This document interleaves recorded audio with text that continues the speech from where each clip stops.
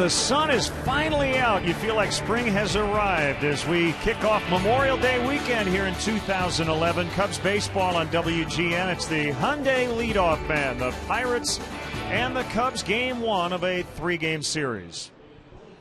Hi again, everyone. I'm Len Casper. Hope you're getting your holiday weekend off to a good start, and you're with us today. That's a good thing. The Cubs won 2 of 3 against the New York Mets. This is game 4 of a 9-game homestand. Let's look at the highlights of yesterday's rubber match. We started a little late, 31-minute rain delay, but once we got going, Tony Campana in his first Major League start at center with a couple of excellent catches in the very first inning. Campana in support of Carlos Zambrano. He was very good, pitching with short sleeves in the cold conditions. 6 innings, 6 hits, 2 runs, only 1 earned, and he struck out 5 on the day. Cubs are starting to put together some big innings. A 4-run fourth started by Carlos Pena. 2-run homer to give the Cubs the lead they would not relinquish. It was 2-1 at that point. It's 3-1. As Carlos Zambrano picks up one of his 3 hits on the day, knocks in Campana. Cubs leading 4-1. Now in the 5th inning, they tack on something they've been doing a lot lately. Alfonso Soriano with a 2-run double. Pena and DeWitt crossing the plate. 6th inning, Darwin Barney getting that guy in from third with less than 2 outs. A sac fly to center. Zambrano scoring. He led off that inning with a double. And then in the 7th inning, pitch gets away from the catcher, Ronnie Paulino. DeWitt comes in on the wild pitch. And then Kosuke Fukudome with a leadoff home run in the 8th inning, his first of the year.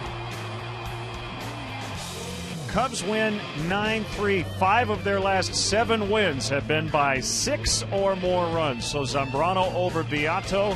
And the Cubs today will turn to left-hander Doug Davis. As we go to break, our Chicago and Northwest Hyundai Dealers Spotlight reminds us to check out the award-winning Hyundai Sonata and the all-new Hyundai Elantra at myhyundai.com.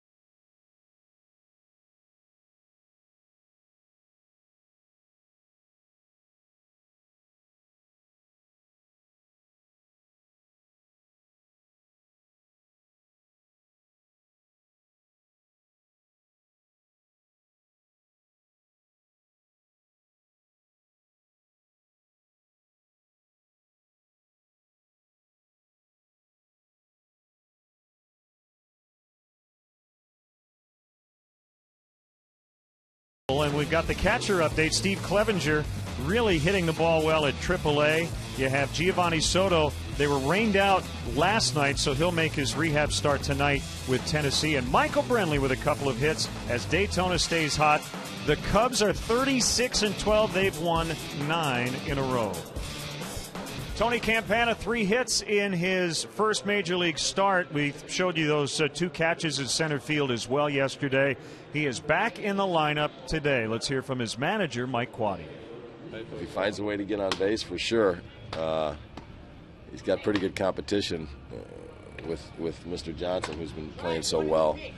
And when Marlin comes back, but you know, he's just fun to watch, and he's playing well right now. So he's such a good weapon to have for so many reasons. And you know, you saw the defense right out of the chute in the game yesterday, and what he can do. Yeah, he gets picked off, but a routine ground ball to short, safe. So he's an interesting guy to have around, both whether he's in the lineup or on your bench every day. So we'll see. That's Mike Quade, and time now for Bob's AutoZone tip of the day. Today, it's all about soaking up the sun. The tip of the day is brought to you by AutoZone. For the auto parts, accessories, and advice you need, get in the zone. AutoZone.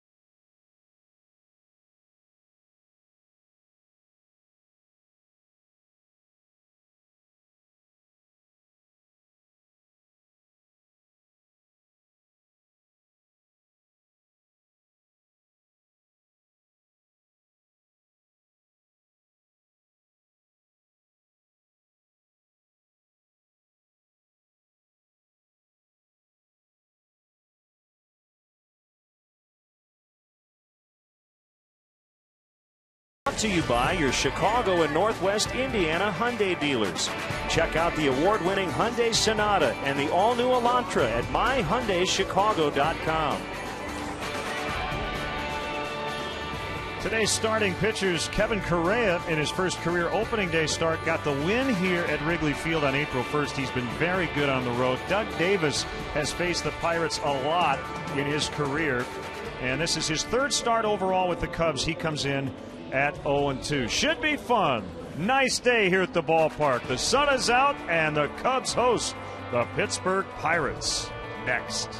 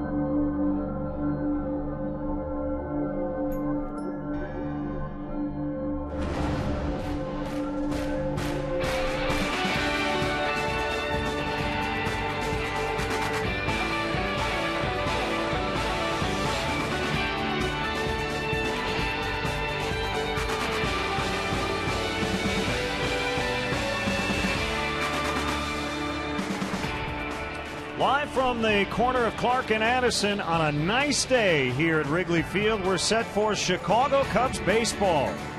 On WGN Sports, the Pirates and the Cubs open up a Memorial Day weekend of baseball here in the friendly confines, and we welcome Cub fans from all over the country watching on WGN America, America's home for baseball.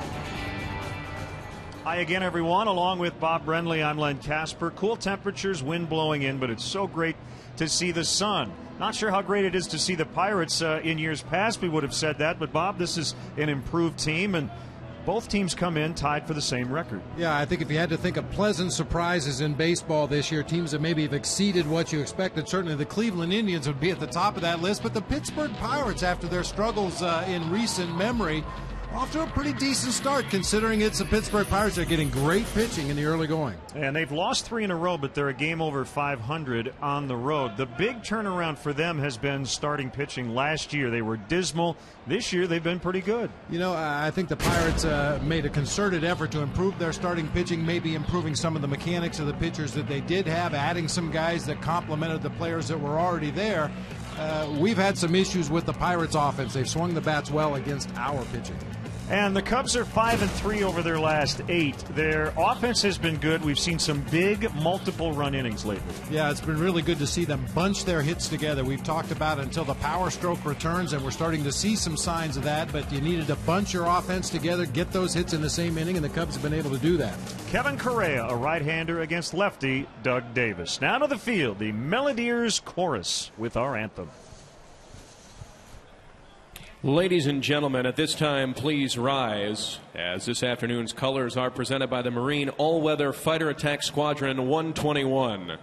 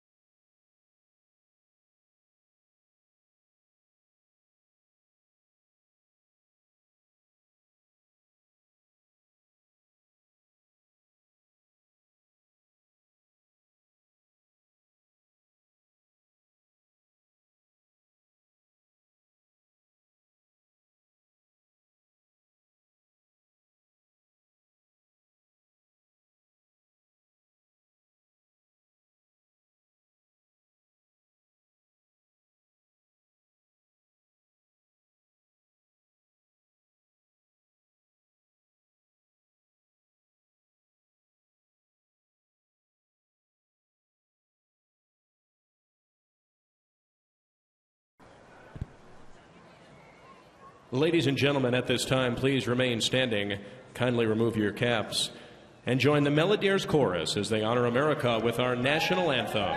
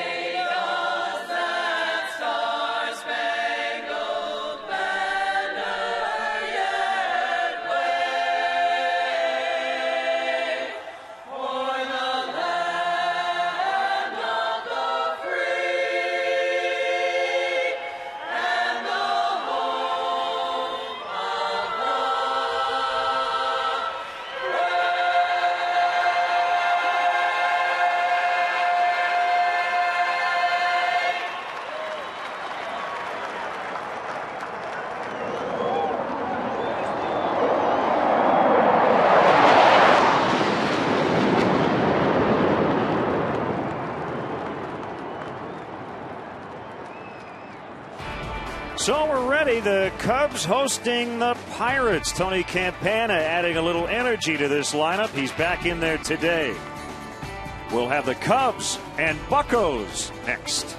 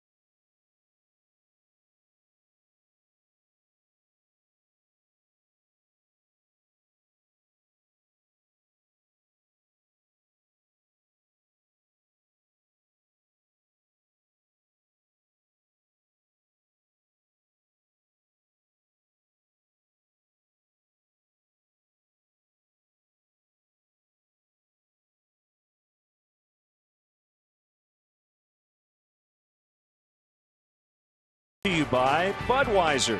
Great times are waiting. Grab some buds.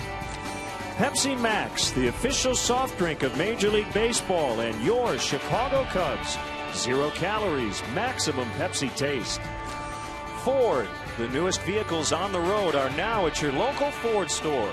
Like the all-new Ford Explorer, SUV, 100% reinvented. Visit localfordstores.com. Ford, drive one. And by the Illinois Lottery. How does $1,000 a week every week for the rest of your life sound? Then play Cash for Life instant games from the Illinois Lottery. The longer you live, the more you get.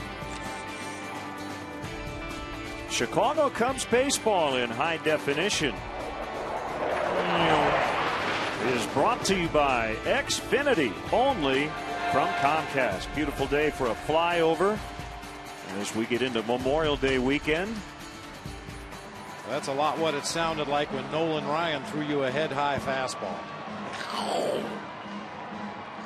So the Cubs take the field behind left-hander Doug Davis, looking for his first win as a Cub in his 300th career Major League appearance. Now the Pirates lineup he will face. They won 2 of 3 against the Cubs to start the year.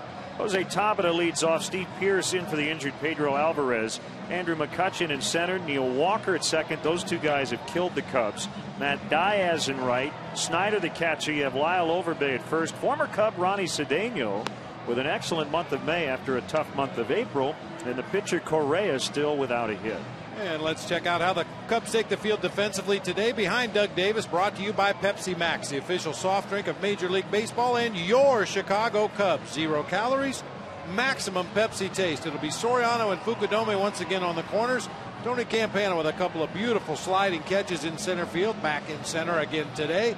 Ramirez, Castro, Barney, and Pena third to first across the infield. Boy Hill doing the catching today for veteran left-hander Doug Davis. See the 0-2 record, although Doug Davis pitched well enough to win in his first outing against the San Francisco Giants. Went 5 innings in that ball game, gave up only 1 earned run, got banged around pretty good by a very patient Boston Red Sox offense in his last start.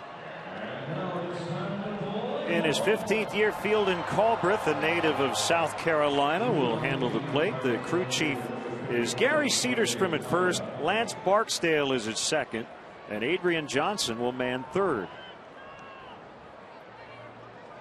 Cubs winning 2 of 3 against the Mets. The Pirates were off yesterday. They lost their previous 3. As Jose Tabata will lead it off. And the first pitch from Doug Davis misses high and away on a fastball. We are underway.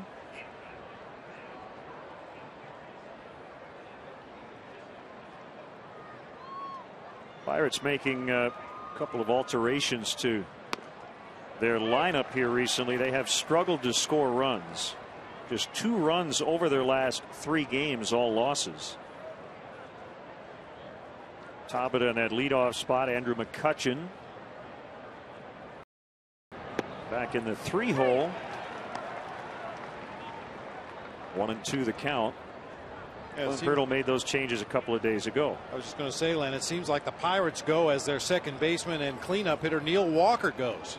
When he's swinging the bat well, the Pirates seem to score runs. When he's not swinging the bat well, they struggle to put runners on that plate. And Walker, over his last 4 games, 0 for 16.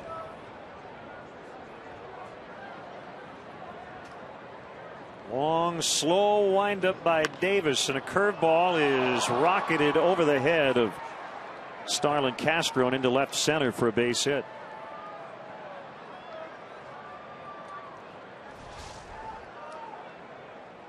Big loopy breaking ball from Doug Davis, headed toward the bottom part of the strike zone. Tabata got out front, maybe hit that ball off the end of the bat just a little bit, but got enough of it to get it over the head of Starlin Castro for a knock. Sunny but not warm. 48 degrees, but should get warmer as the weekend moves along, and the wind out of the northeast at 11 miles an hour. Here's Steve Pearce, the third baseman. Jose Tabata in that season opening series here at Wrigley Field scored 5 runs. He already has 6 hits against the Cubs this season.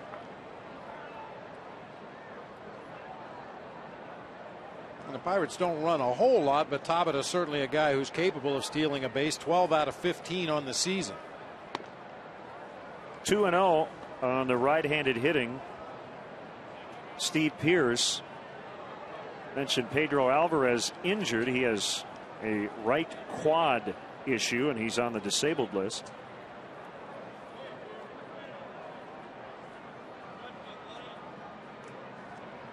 Davis will fire over to first.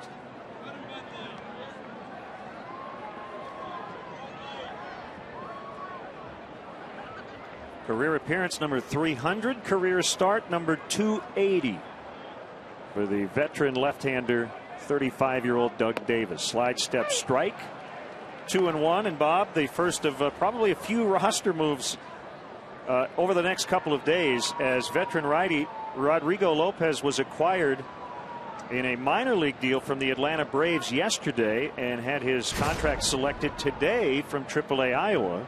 Justin Berg optioned back. So Lopez is in uniform, is available, out of the bullpen today. He's 35 years old. A lot of big league experience for Rodrigo Lopez.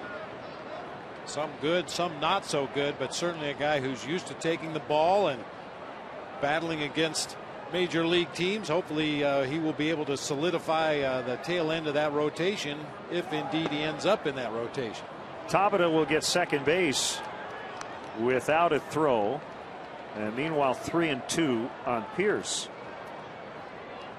Well, even with the slide step, Doug Davis's delivery to home plate is such that runners can take advantage. Normally a guy uses a slide step and cuts his time on his release to home plate down to near a second flat, maybe 1.1.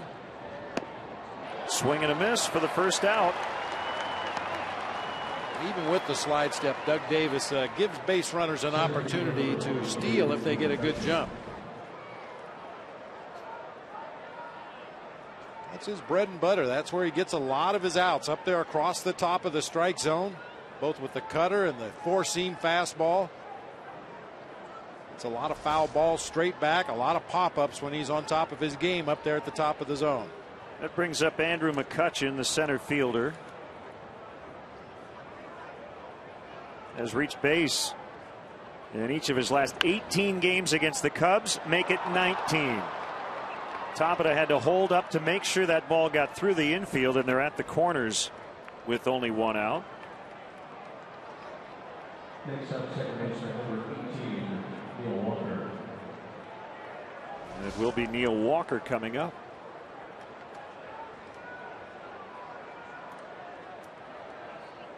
That slow breaking ball.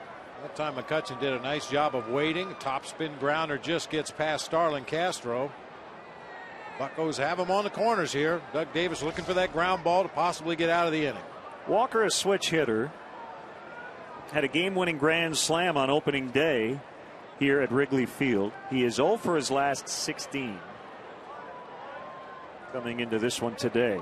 Cubs at double plate depth around the infield. Pena holds on McCutchen, and Walker foul tips for strike one. The official roster moves today. Okay, again, Lopez selected from AAA Iowa. Justin Berg optioned there. And to make room for Lopez on the Cubs 40-man roster, right-hander Robert Coelho was designated for assignment. Coelho struggling in 9 starts with Iowa, 3-5 with a 7.82 ERA. Randy Wells will be activated off the DL tomorrow to pitch in game 2 of this series. And either tomorrow or Sunday, hopefully, at the latest, Giovanni Soto will be back. He was supposed to play in 2 games with AA Tennessee, but they were rained out last night. So he'll play with Tennessee tonight. No word on whether the Cubs will just bring him back tomorrow or give him an extra day in the minors. I think that probably depends a lot on how Giovanni Soto feels after catching his first game back on his rehab assignment. If he has no issues, no lingering pain or soreness, there's a possibility the Cubs could rush him right back to the big leagues. You can email us at lenandbob@tribune.com or follow us on Facebook and Twitter.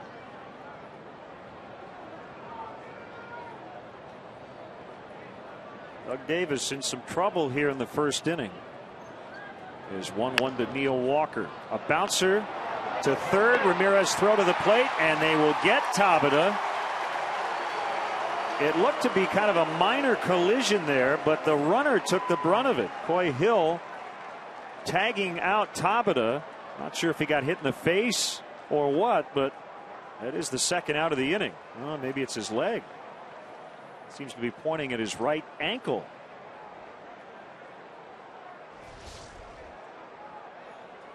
A slowly hit ball. Ramirez probably didn't have the option of going for 2 up the middle of the field. So, yeah, it looked like his right foot caught on Coy Hill's left foot. Yeah, not much of a collision, especially after what we've seen recently, but it did look like Tabata rolled over on that right ankle at the very end of the play there. Coy Hill able to hold on for the out at home plate.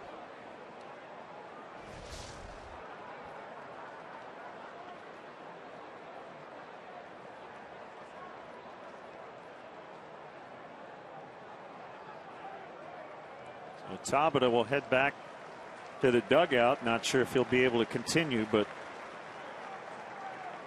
that was a good block by Coy Hill, wasn't it? He didn't let him get anywhere near the plate.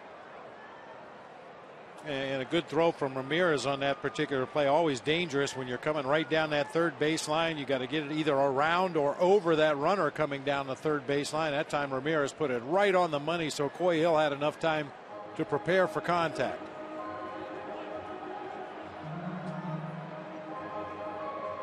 Well, this is a play everybody's still talking about around baseball. Devastating collision here. Scott Cousins 2 nights ago on Buster Posey, who's out for a while, if not the season, with a broken ankle. Oof.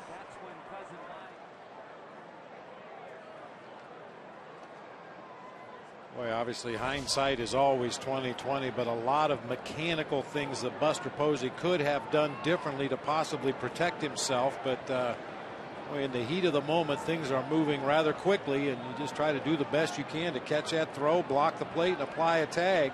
Unfortunately, had his left leg in a very vulnerable position, and It's probably going to be out for the year.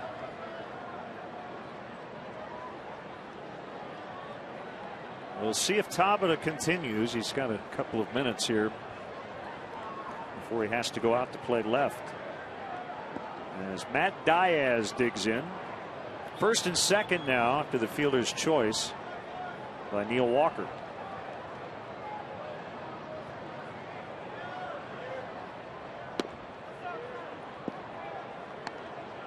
Now, you'll rarely see Doug Davis come right down the heart of the plate. Even when he's behind in the count, 2-0, 3-1, full count pitches. He's going to work the fringes of the strike zone, both up and down, in and out.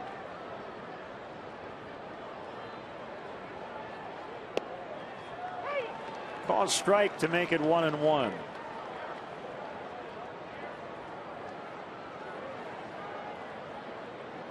Diaz has long been a guy who gets a lot of starts against lefties.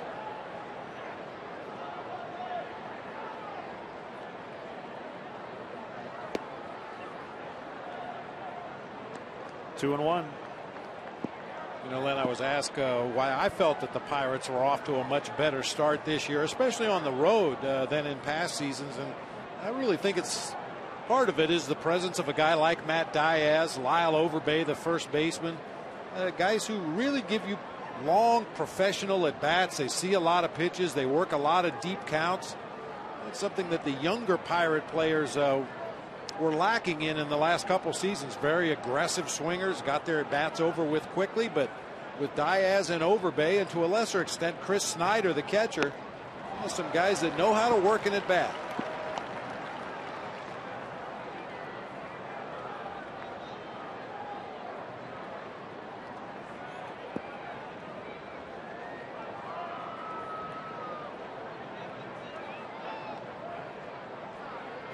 Two on Diaz.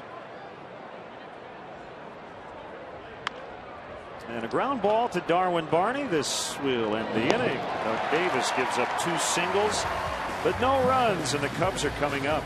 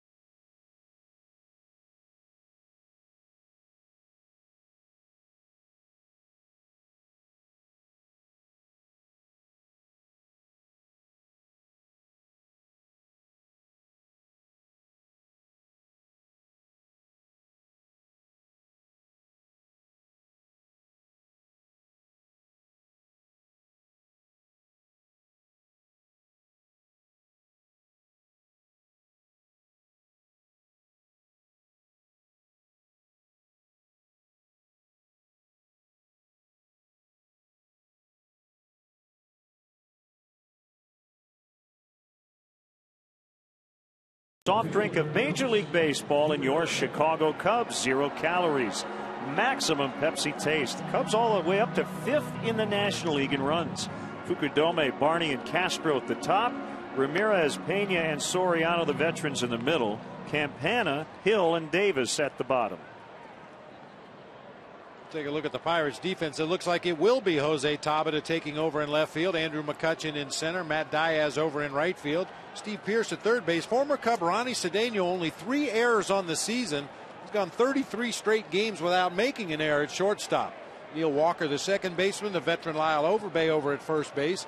Chris Snyder doing the catching today for right-hander Kevin Correa. Correa is definitely a strike thrower, has not walked more than 2 batters in any of his starts this season.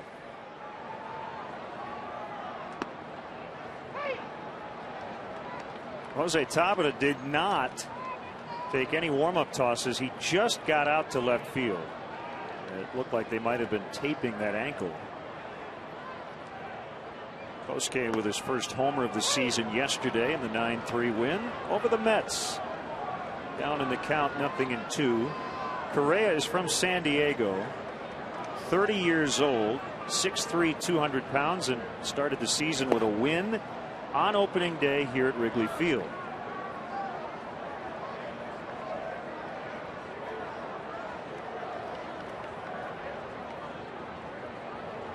In his 6 wins, he's allowed just 1 home run. In his 4 losses, he's given up 6. So if he keeps the ball in the ballpark, he likes his chances. And 5 of his 6 wins have come on the road. Got a full complement of pitches out there on the mound: a 2-seam fastball, a cut fastball, a curve, a slider, a changeup, and depending on what's working on a given day, you could see him go just to the 2 fastballs. You could see him throw a lot of breaking pitches. He just kind of gets out there and sees what feels right and what's working on a given day.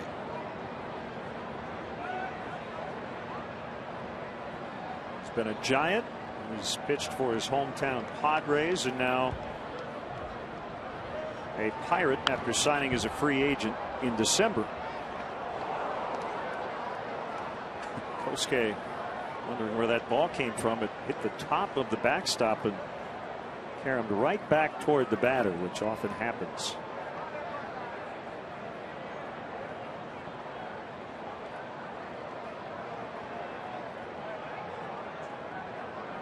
Two on the way, and a ground ball to third. It's Pierce bobbling, throwing late. That'll be an error on Steve Pierce.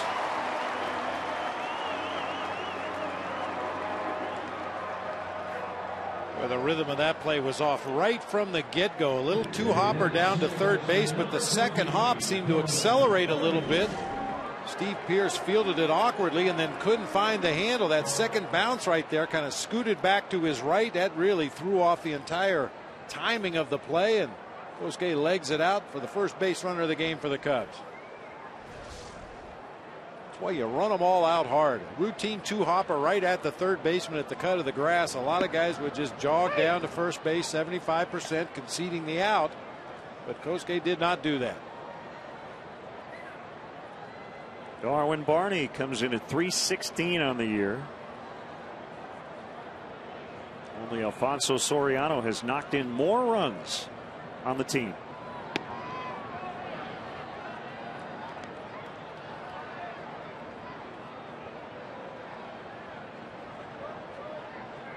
Carlos Zambrano dealing with some minor neck stiffness. And he told the media today apparently it started because of the way he watches TV in bed with his head on his pillow. Diaz will reach up and make the catch after he got all turned around, and Kosuke able to just get back in time at first base.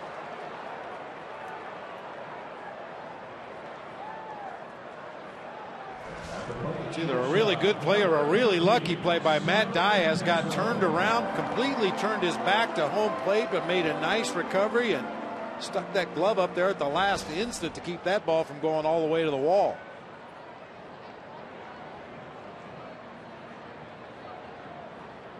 Here's Starlin Castro. I guess he just with a little knot above his shoulder, does not seem to be anything serious, but was it the forearm a few years ago because of typing too much on the computer?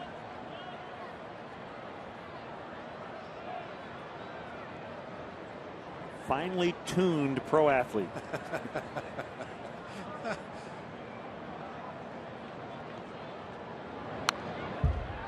Might have to mount his TV somewhere else, you know. In a bad position. Or get another TV and just, you know, roll back and forth so it evens out. Well, the neck didn't bother his performance yesterday. He was really good on the mound and at the plate.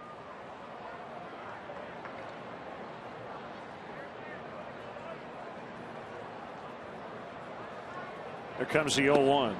That's a strike at the knees. 0-2 to Castro.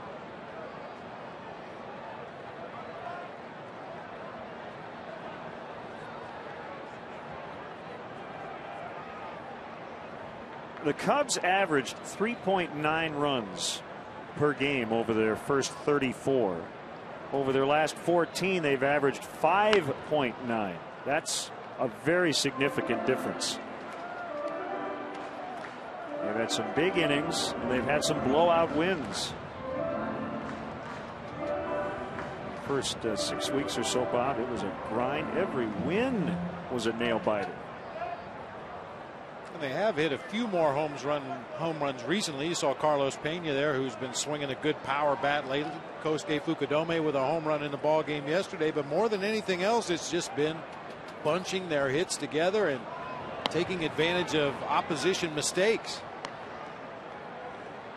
Mets kicked that ball around pretty good in the 3-game series here at Wrigley, and it seems like every time the Cubs had a runner on base via the error, they were able to get him around and get him on the plate. Trying to do that again here in the first inning after Fukudome reached on the Pierce error.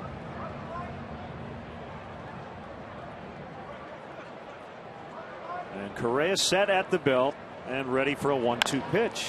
Not hit very hard. They can't turn two. Pierce will get Castro.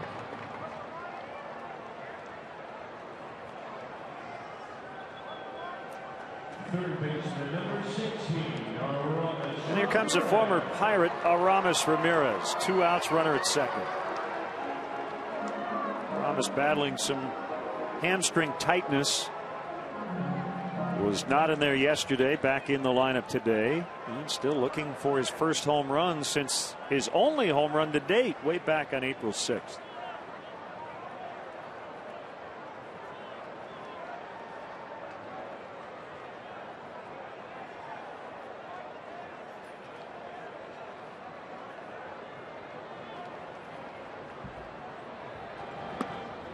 Pretty wide target behind home plate and Chris Snyder. The glove's the same size as everybody else, but he's a big dude. 6'4". He's built like a linebacker. Remember Jason Kendall when he was here. Very compact back there, but you see Chris Snyder. Legs spread wide apart. He takes up a lot of space in front of that home plate umpire. It takes a lot of flexibility and a lot of strength in your legs to be able to assume that that wide of a stance, especially for a big guy. And the ball gets right through his legs.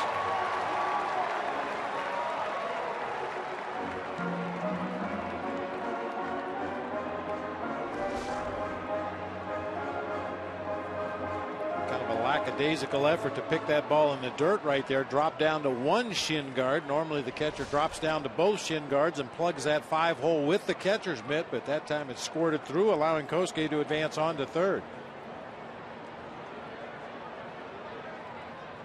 Here comes a 3-0, and there's ball 4.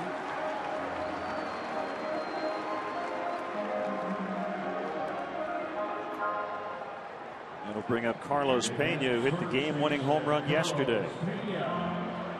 I'll get it out of the way early. We say it every time. We see Kevin Correa. He looks like recently retired. And former Cub Todd Wellemeyer. Eerily like him.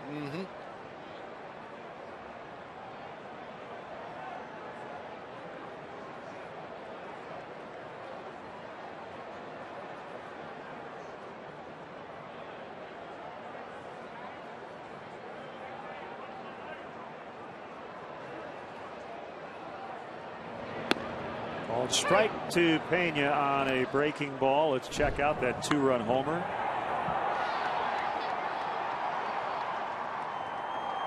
Bullet line drive through the wind that was howling in from center field all day yesterday. I mentioned it at the time. Obviously, big 2-run homer is a good thing for the Cubs offensively, but I think it's good for the mental approach of Carlos Pena to know that even under adverse conditions here at Wrigley, you can still hit the ball out of the ballpark.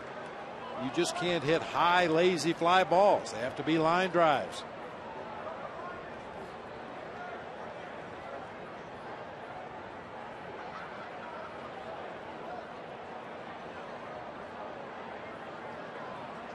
Cubs threatening without a hit in this inning, an error and a walk.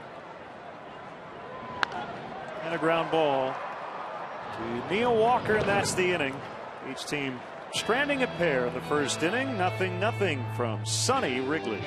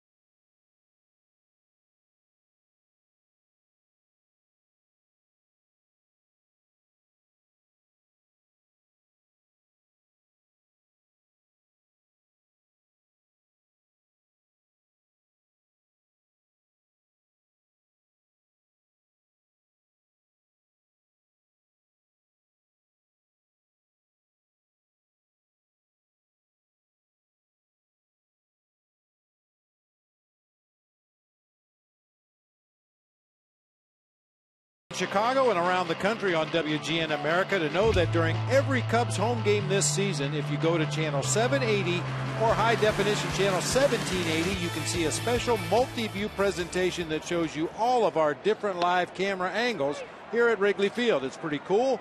So if you want to direct the game along with Skip Ellison, give a look to AT&T UVerse channel 780 or HD channel 1780.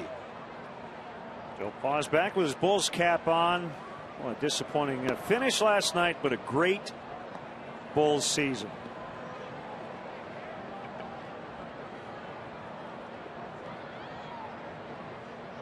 Just look at it, Bob. It's just another step in the direction toward the NBA title.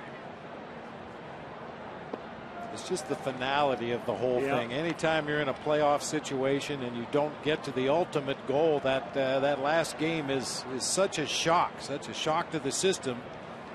I'm sure it's going to take the Bulls a while to recover, but you're absolutely right. A tremendous season. Chris Snyder is ahead in the count, 3-1.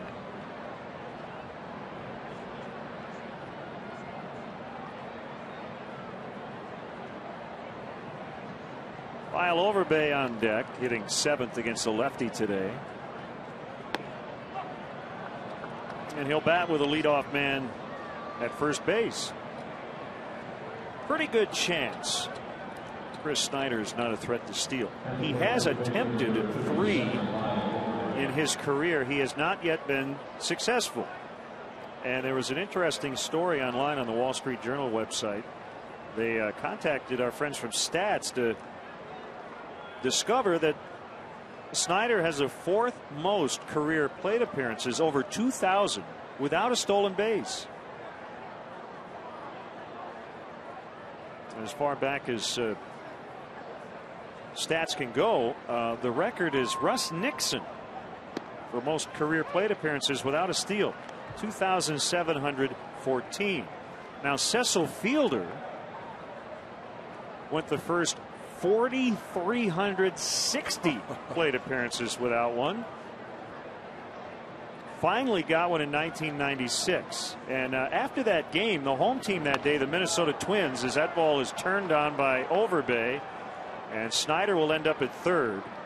They're at the corners with nobody out. The Twins gave Cecil Fielder second base. They literally gave him the bag and said, "Here, keep this. You deserve it."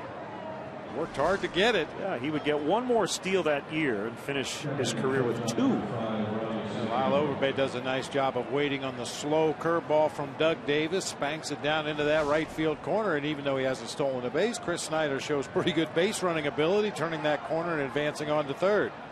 Now they don't need a hit here to get the lead, but they have struggled in terms of getting hits with runners in scoring position lately. The Pirates are 2 for their last 22.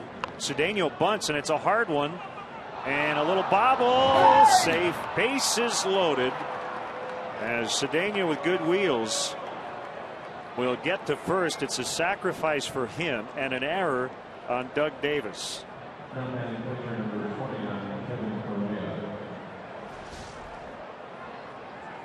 Davis was a little concerned that maybe Chris Snyder was going to try to sneak down the line. You may have noticed he took a quick peek out of the right side of his eye there to see if Snyder was coming down the line at third. That caused him to miss the ball in the middle of the infield, and to Ronnie Cedeno's credit, hustling down that line all the way.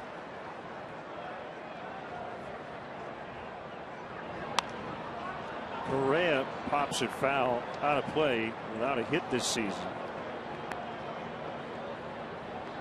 0 for 22. And struck out 10 of those 22 at bats. That's exactly what Doug Davis needs right now, a punch out. By the way, in case you're wondering, my partner stole 45 career bases. Yeah, that's right. And I'm sure on many occasions the announcer said Bob Brenly runs well for a catcher. Oh yeah. Kevin Correa loves this spot.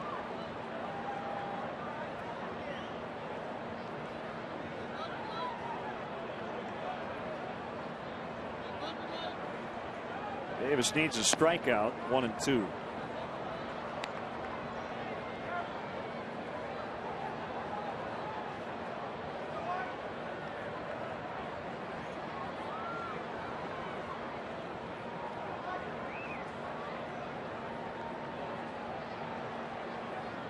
Here it is. Ground ball. Off the glove of Ramirez. Everybody's safe again. And it's 1-0 Pirates. An error on Ramirez. Correa gets an RBI, the 10th of his career. He had lots of options. Probably just, he's going to just throw it home, or maybe thinking, yeah, he was looking to go home. Looked like he was thinking about cutting off that run at home plate. You know, ideally everything flows in one smooth, easy motion. You catch, you turn, you throw, and you get the out. But that time he neglected to take care of the first part, catch the ball. So that leadoff walk results in a run, and still nobody out. Tabata takes ball 1. 2 errors in this inning. Now the Cubs yesterday committed 3 against the Mets, but they scored 9 runs to overcome that.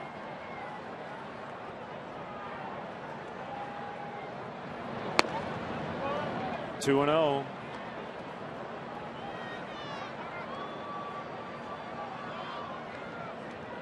Davis trying to get into major damage control here before this inning gets out of hand. He needs an out. Swing and a miss. And one thing, when Doug Davis takes the mound as an infielder on the left side, you know it's going to be a busy day. Throws a lot of breaking pitches to right-handed hitters, throws a lot of off-speed pitches, and is not overpowering with his fastball. Right-handed hitters figure to pull Doug Davis most of the time, so as a third baseman and shortstop, you've really got to be on your toes. 2 and 2.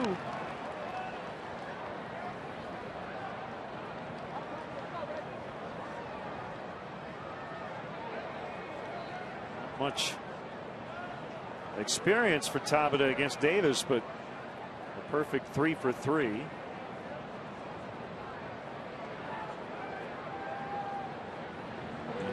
Two called strike 3 on the inside corner. That's a big one.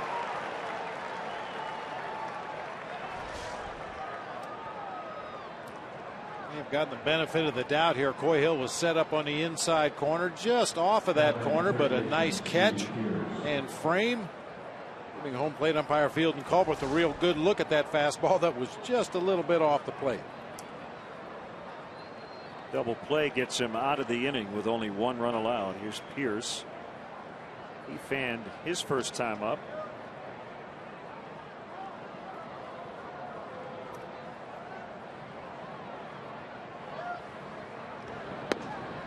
Ooh, cross up right there. Timeout. That ball left Doug Davis's hand. Coy Hill thought it was going to be a fastball. Watch him react. He's going up to catch a fastball, and then the curveball takes the break. That was the strike zone. Tough for an umpire to call it when you've got the catcher waving his mitt in front of him.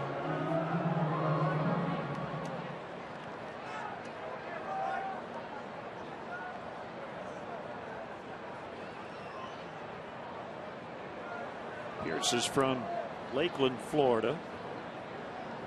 8th round pick out of the University of South Carolina in 2005. Here's a 1-0. Fly to left, not terribly deep. Overbay ready to tag. Soriano's throw toward the plate is late, and it's a sacrifice fly for Steve Pierce. 2-0.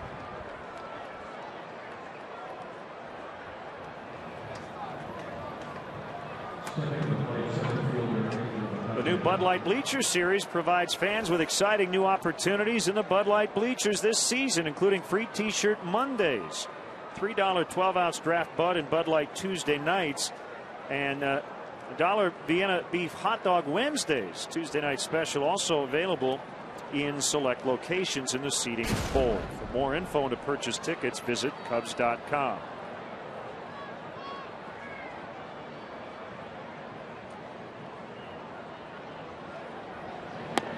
That is ball 1 to Andrew McCutchen.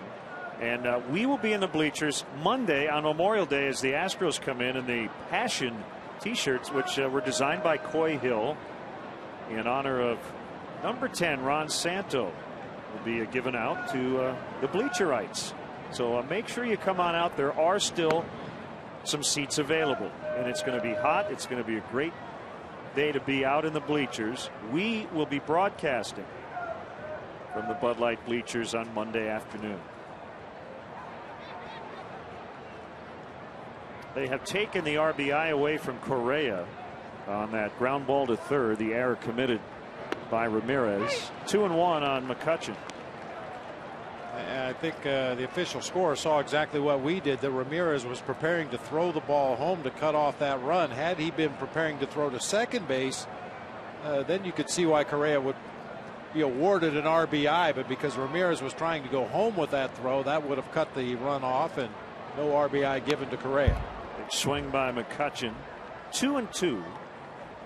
So I will be wearing my number 10 Passion T-shirt out there in the bleachers, and I know you've got something pretty special and secretive possibly planned, right? Possibly. I'm still working on it. Yeah. Well, it's tough to get a hold of fashion designers this time of year to work on my wardrobe for the bleachers, but we'll see what we can come up with. Well, the Bill Murray line from Stripes, you don't always wear a T-shirt in the bleachers, but when you do, it's something usually unusual. And we hope you do wear a T-shirt. Little collision there, but the taller guy makes the catch. That's Soriano, and the inning is over. 2 errors, 2 runs. Pirates lead.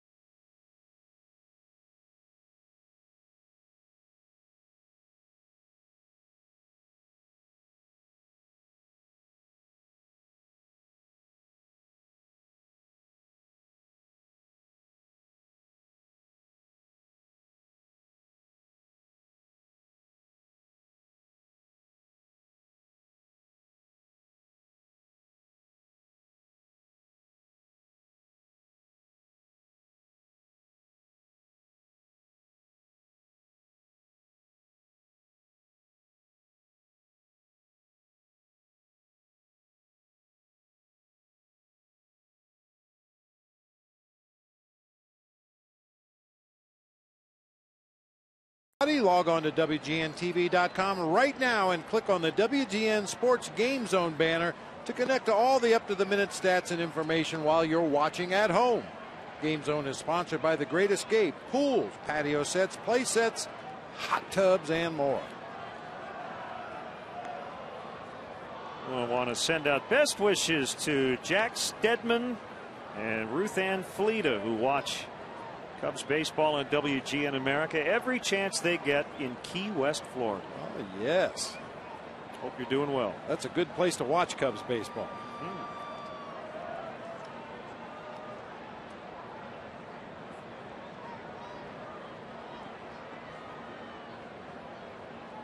Feels like Key West today compared to yesterday, even though we started in the upper 40s. Just to see that sun. I'm sure you did the same thing I did. Open your eyes this morning, you look out, and you see blue skies, and you say, finally, it's here. Finally. Although I came prepared for cold weather, because I said to myself after yesterday, I will not be cold today. I might be too hot, but I will not be cold. You're a wiser man than I. I saw that sun and said, yippee, summer's here. And we were all Soriano swings and misses 1 and 2. We were chatting about that before you got here. I said that you would come underdressed because you're kind of the idealist. You see the sun and you think hot.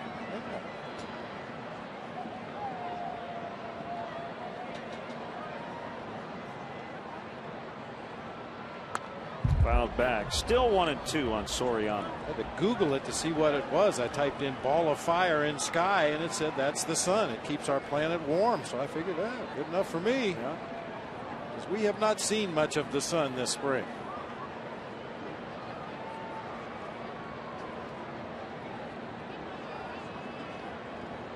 Another 1-2 from Correa. That's low and outside. And it evens the count at 2 apiece. Pirates with 2 unearned runs off Doug Davis in the top of this second.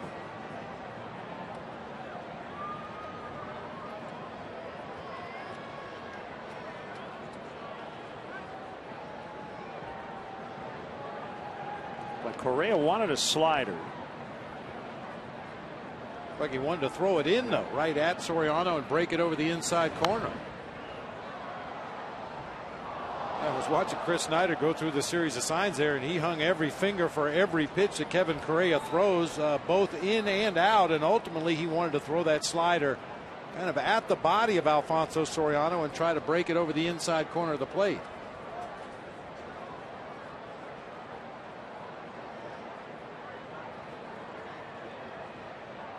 Next 2-2 is fouled back our way.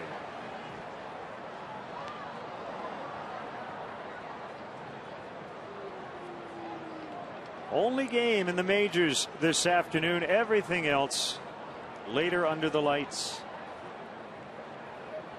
Tim Wakefield still in the Red Sox rotation after that excellent outing against the Cubs on Sunday. He'll pitch tonight in Detroit against Rick Porcello. How about the Red Sox? They have scored 14 runs in each of their last 2 games. They've won 11 of 13. And they're tied with the Yankees for first place in the American League East.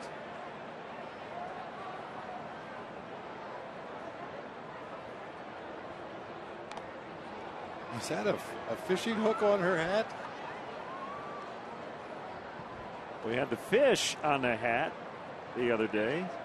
There's the hook.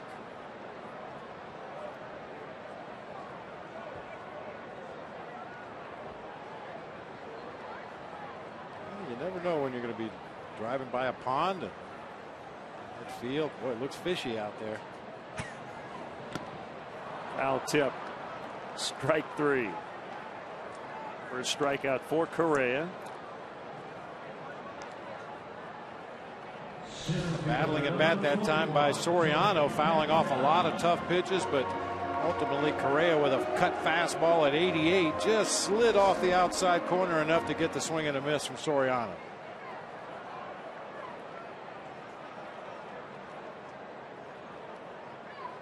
Tony Campana hitting .571. 3 hits in his first start yesterday.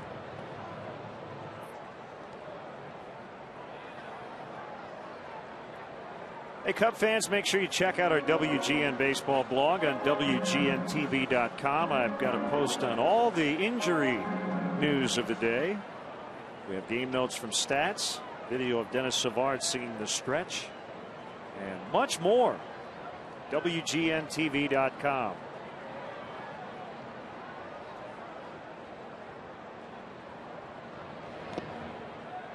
And we saw that bunt for a base hit attempt by Tony Campana go into foul territory, and actually that's what he's trying to do. And now let me explain. His idea is I'm either going to bunt it right down the third base line, it's going to be a fair ball and I'm going to beat it out, or it's going to roll into foul territory. I'm not going to bunt the ball back to the middle of the field where the pitcher or the catcher or the third baseman would have a chance to make an easier play. I'm going to put it right down that third base line, or it's going to go foul.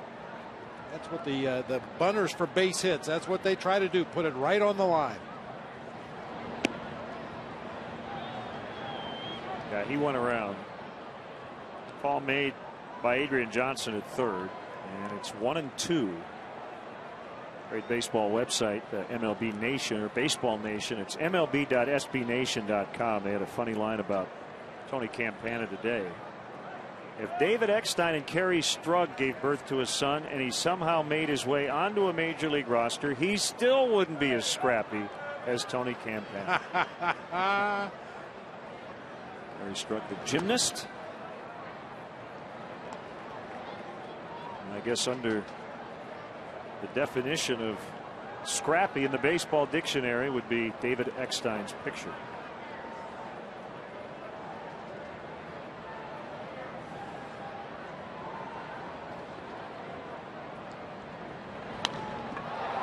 Fly ball that's going to hold up for Diaz.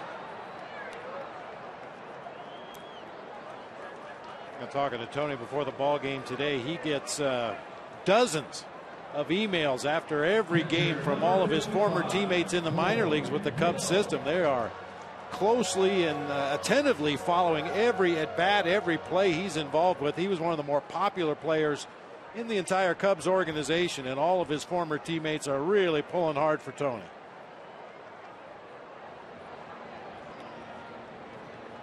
The catcher, Coy Hill, done a really nice job in the absence of Giovanni Soto. Cubs have gone 9-4 in his first 13 starts behind the plate.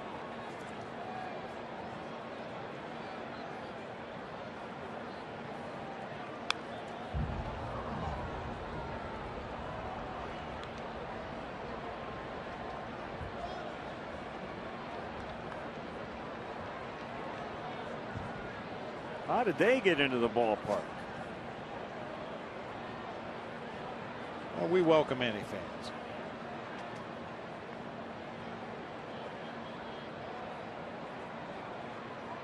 There's the 0-2 inside on a cutter.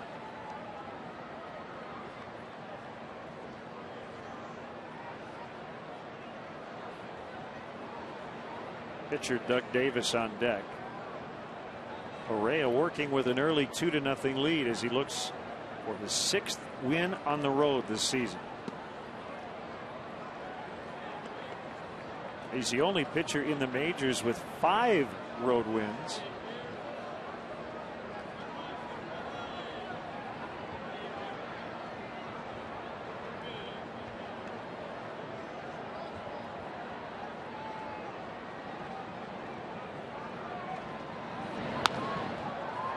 Lazy fly ball, short left center, caught by Ronnie Cedeno running away from home plate. What a catch by Cedeno. 2-0 Pirates at the end of 2.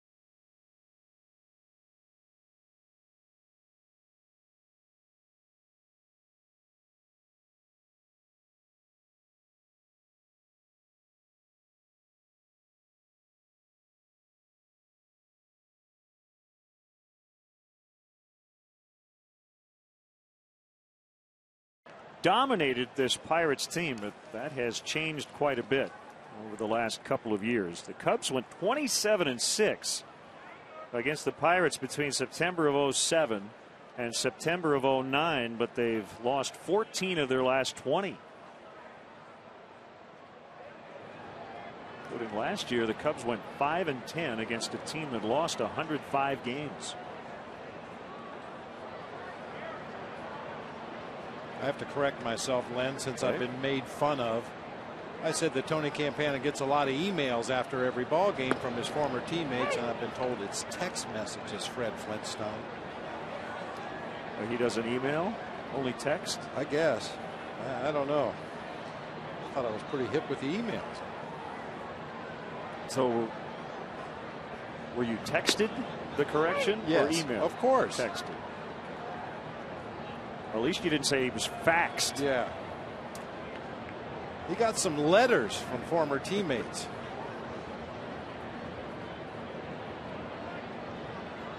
Pigeon landed with a message. Called strike 3. Walker is out. Wrigleyville Rooftops has premier seating for up to 200 guests for corporate gatherings, family reunions, and bachelor or bachelorette parties. Individual and group tickets are available for all games. For more details, go to WrigleyvilleRooftops.com or call 773-248-ROOF. Diaz grounded out in the first inning.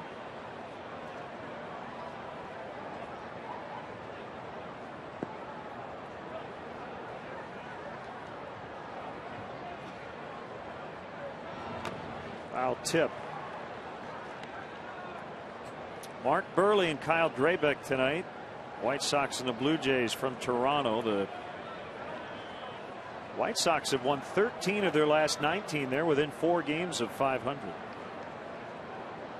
Blue Jays have dropped 6 of their last 9.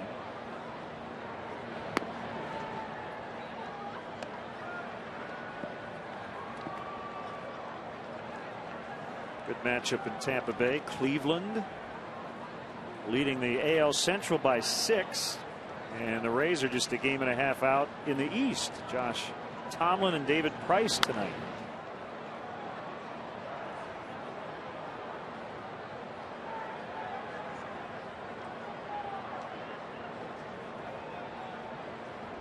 Three hits in this game, all belonging to the Pirates.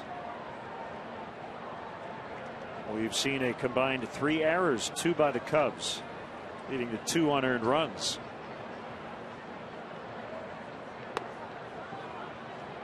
Full count now, 3-2. Another good matchup tonight, Len. The Giants at the Brewers.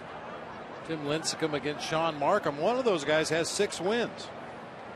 It's not Lincecum, is it? No, Lincecum stands at 4-4. ERA just barely over 2. Markham at 6-1 with an ERA of 2.37. Giants just got swept by the Florida Marlins, and again losing Buster Posey.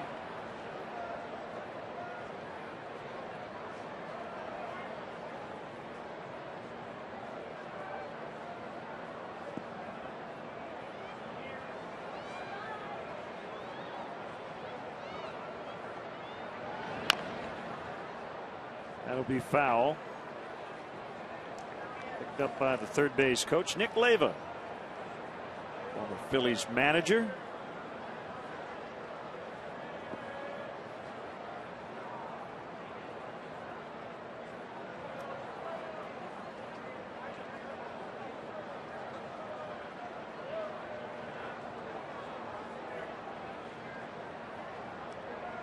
Here comes the next 3-2 offering, and we'll do it yet again.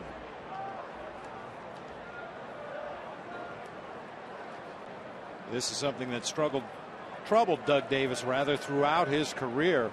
I mentioned he works around the perimeter of the strike zone whenever possible, and because of that he gives up a lot of foul balls, a lot of high pitch at bats. Broken bat pop up, that'll be handled by Darwin Barney.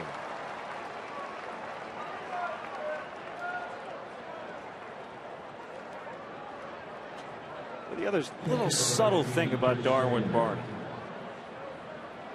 on a pop-up like that, it's trickier than it looks. Notice he caught it with two hands. He was very careful in how he caught that ball. There's some routine pop-ups and ground balls where you maybe don't have to be quite as cautious, but Darwin just has very good instincts, doesn't he? And that ball, if you one-hand it, Bob, nonchalant, it could very easily pop out of your mitt. And especially because the small mitt that Darwin Barney uses at second base, it doesn't have much of a pocket in it. It's really more designed just to deflect the batted ball or the thrown ball into his throwing hand. And a little side English on that pop-up, looking up into the sun, the wind pushing it away from him, and just to be sure, he slapped that bare hand on there to make sure that ball didn't pop out.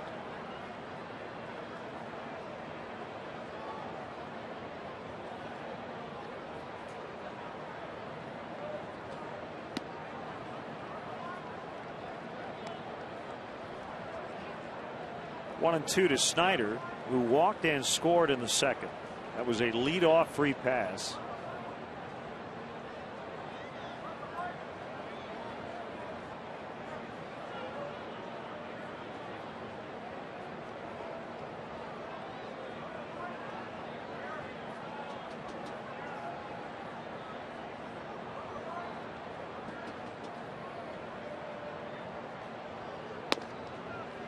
A little bit outside. That's where Hill wanted it, but Snyder laid off. 2-2.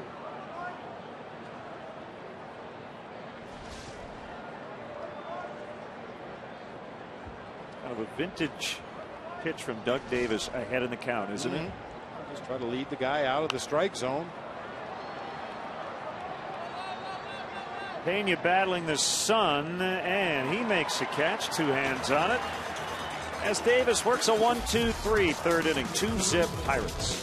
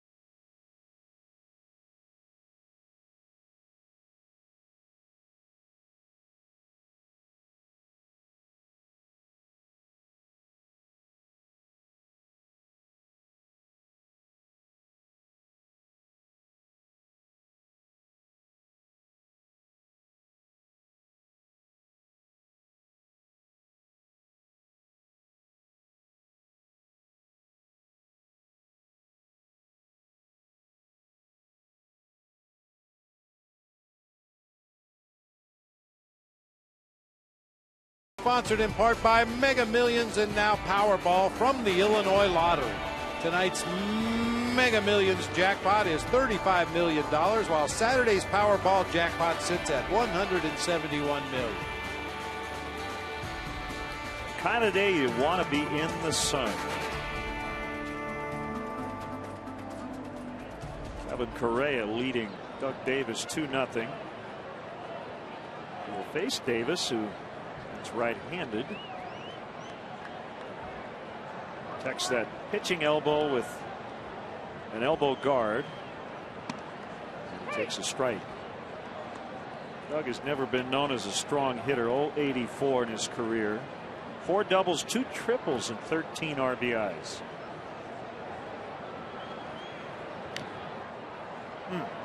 Got a big piece of Chris Snyder.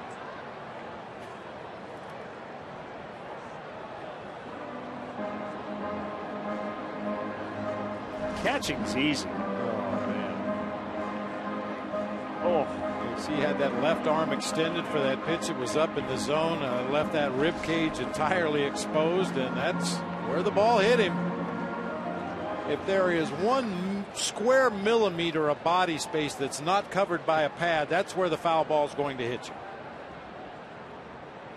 Catchers hate pitchers at the plate, especially in spring training. The first few days of spring training, when the pitchers are taking batting practice for the first time since last season, and you have to sit back there while the pitchers are hitting and fouling balls all over the place. That's one of the most miserable parts of spring training for a catcher.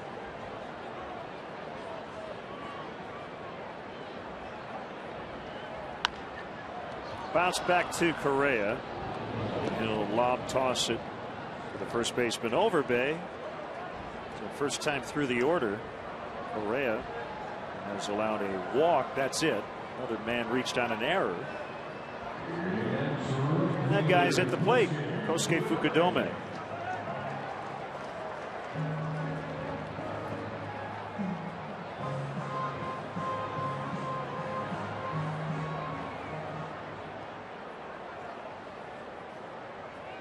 Kosuke got on the home run tally board yesterday with a line drive of his own into the right field bleachers. That was really good to see.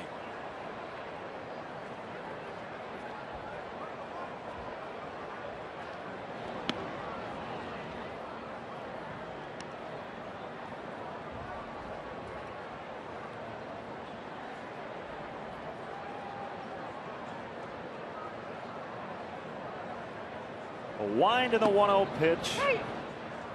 Outer third for a strike, and a fastball with movement.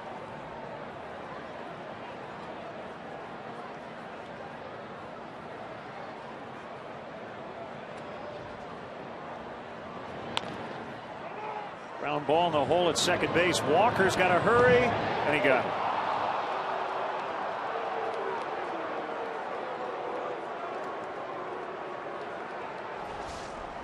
Very nice play by Neil Walker. Had a long way to go just to get to that ball. And once again, Kosuke hustling down that first baseline forces Walker to really rush his throw.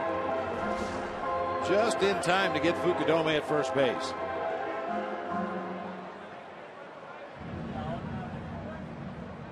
That time Walker able to make the play successfully, but that's the kind of pressure you put on defense when you hustle down that first baseline. Guys end up rushing that throw. They don't get a good grip on the baseball. They don't find the seams. They end up throwing a sinker to the first baseman or a sailor to the first baseman.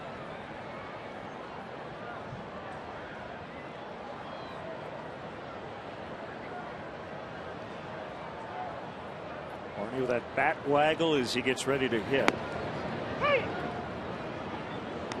1-1.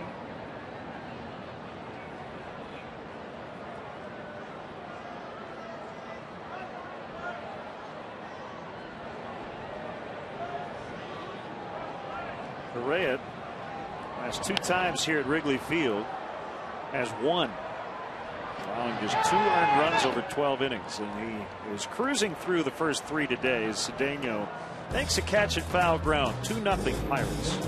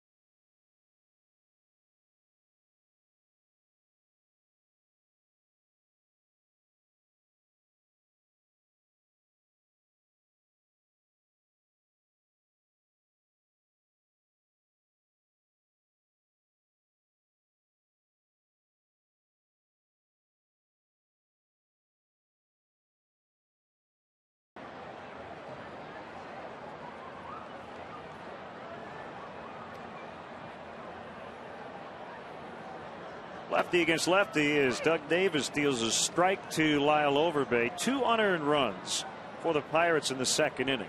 The only tallies to this point. You don't want to give the Pirates any more than they deserve offensively, because as we mentioned coming in, they had scored just 2 runs over their previous 3 games, including a couple of shutout losses.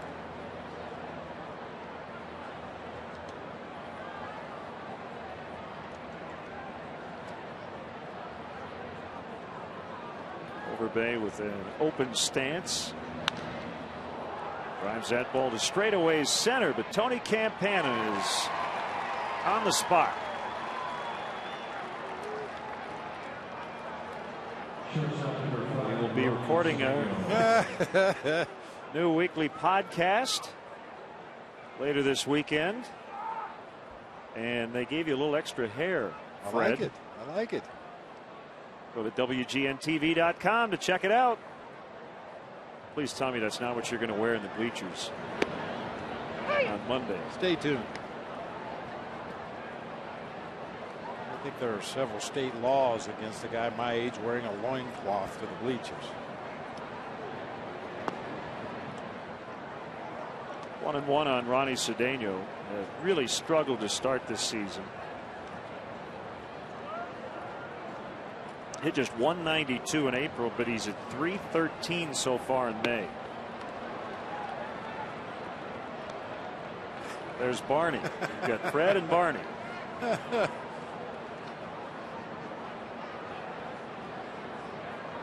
See, Darwin's probably more used to the purple dinosaur reference, Barney, than Barney Rubble.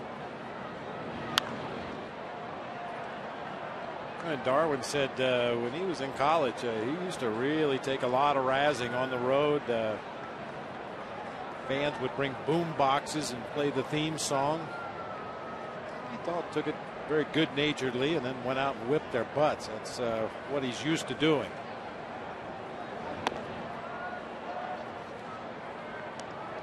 And when you can get the last laugh, nothing bothers you.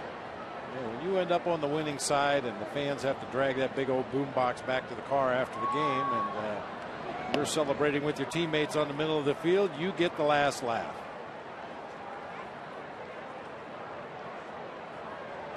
Pebbles as we go around the horn here.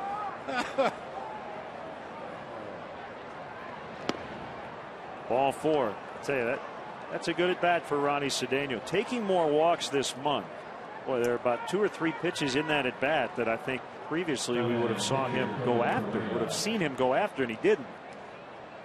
And draws the walk. Second walk issued by Doug Davis.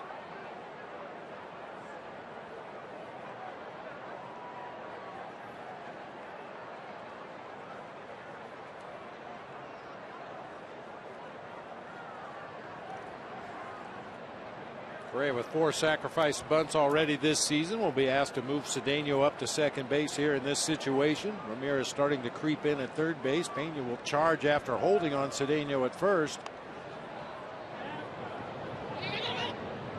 Davis will tag Correa. A successful sacrifice. Cedeno now at second, 2 outs.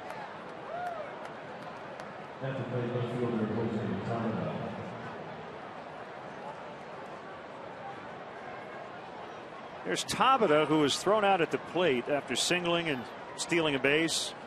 Tried to score from third in the first inning. And was thrown out, and he tweaked his right ankle. But was able to stay in the game. Later caught looking on strikes in the second.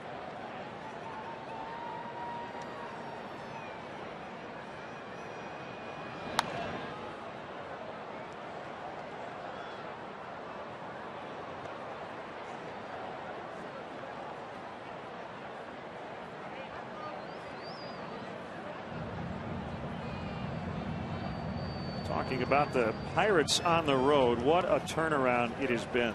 17 wins, 64 losses last year. They're already 13-12. They didn't pick up their 13th win on the road last year until July 28th.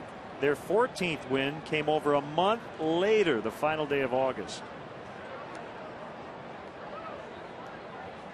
Clint Hurdle in his first season as the Pirates manager.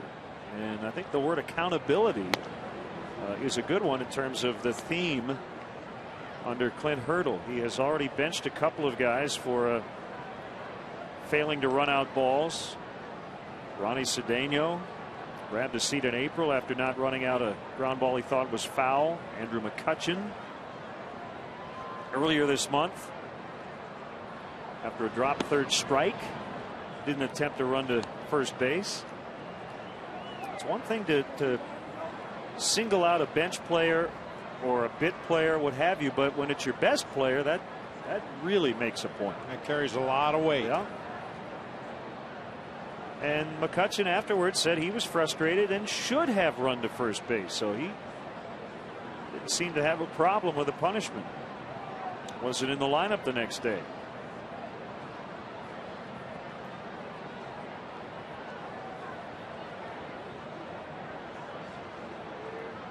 .3-1 pitch fouled back. It's really two parts, Bob, I think, because you go back to the Freddie Gonzalez Hanley Ramirez situation. The manager takes control and does something out of the ordinary. The player's response, I think, is very important. Hanley Ramirez's original response was not the same as Andrew McCutchen's, and I think McCutchen's response made it even better for Clint Hurdle. It's your best player getting punished, saying, you know what, I'm good with that. I was wrong. Tabata draws the walk. And just talking about the punishment itself, Len, you cannot do anything more to a major league player to upset him than take away playing time. And you can fine a guy, and you know, for most players at this level, that's not a big deal. They can write a check. That's not going to hurt them too much. But when you take away what they want the most, and that's the ability to go out there and play this game every day, and you force them to sit next to you on the bench for a day or two, that really sends the message. Well, Mike Quaddy has told us a story of Miguel Tejada. I believe he was at Double-A maybe in the Oakland organization a long time ago, late 90s. And there were a couple of instances when he didn't give a full effort, and Mike sat him down. He had talked to Sandy Alderson, the A's general manager at the time, and kind of devised a plan. And essentially Mike was not going to let Tejada back into the lineup until Miguel came up to him and apologized. And a couple of days later he did, as Pierce got hit by that pitch, and they have loaded the bases without a hit, 2 walks and a hit batter. So Tejada, you know, tells Mike Quaddy won't happen again. Mike essentially says it better not happen again. The next day he comes in and was still not in the lineup, just so Mike could make his point very clear. And he said, cheer on your teammates. Keep a positive attitude here today. You will be back in the lineup tomorrow, but it won't happen again. And it never did. Lesson learned. And ideally, those are lessons that are all learned at the minor league level, or even before you sign to play professional baseball, so that you don't have to do those kinds of things here at the major league level.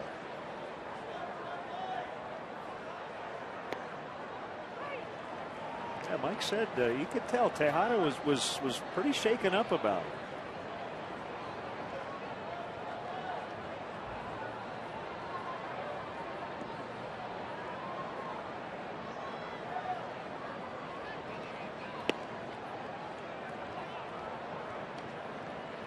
I remember late last year when Starlin Castro took a seat, and Mike has made some comparisons between Castro and Tejada in terms of being young players with all the potential in the world, and Castro responded pretty well to it.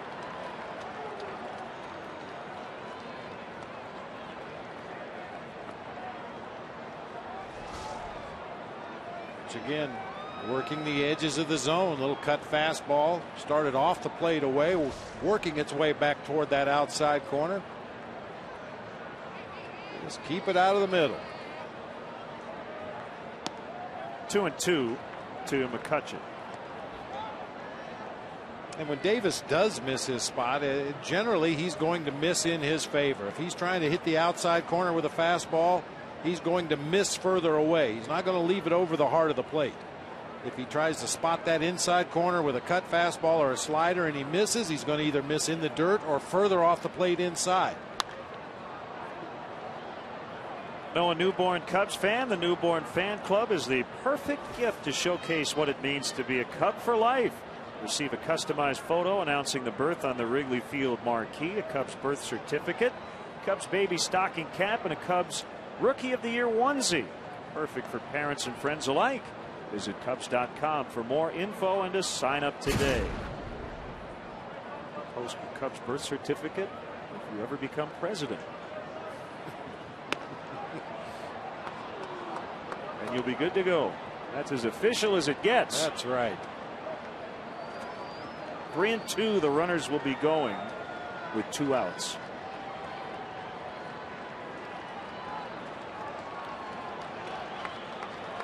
Davis needs to make a pitch here.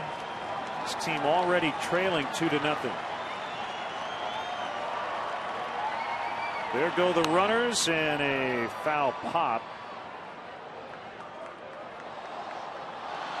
Ball actually hit the railing of the upper deck. And a fan with a Moises Alou Cubs jersey on made the catch on the carom. Long at bat here.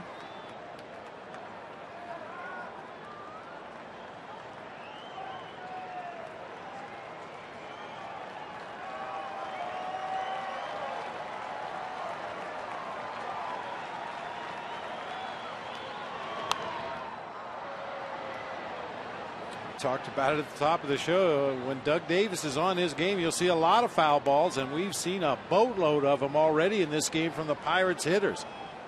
That fastball just a little further up than they can handle, just a little further away than they can handle, but close enough that they just get a piece and stay alive.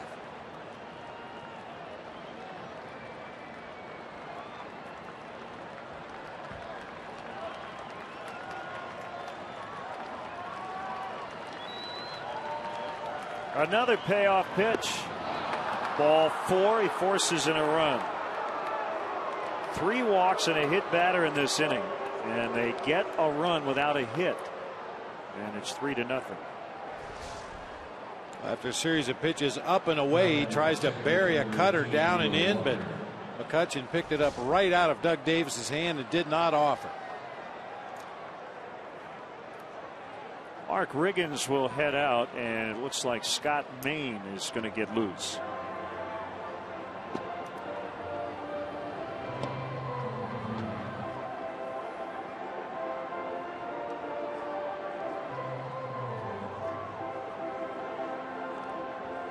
What would you do with an extra $1,000 a week every week for the rest of your life? Play Cash for Life instant games from the Illinois Lottery. You keep living, we keep giving. $1,000 a week for life. The longer you live, the more you get.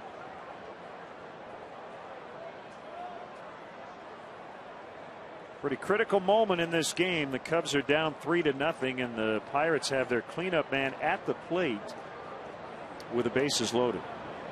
A run already in as Neil Walker, hot shot. Ramirez to third, safe. Steve Pearce beat Ramirez to the bag. A diving stop by Aramis, but not enough to get the out. And it's 4-0, and looks like Ramirez is shaken up. Mark O'Neill's going to check on him. Nice diving stop. He just got outran to the base right there. Might have been better served just coming up with that backhanded play, getting to his feet and firing across the diamond. But once he committed to try to beat the runner to third base, it just became a foot race. That time Pearce was able to beat him. 3 of the 4 runs scored by the Pirates, that runner originally reached base on a walk.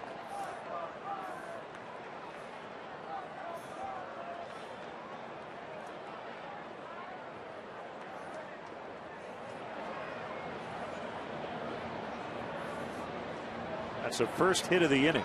An infield single for Neil Walker as he snaps an 0 for 18.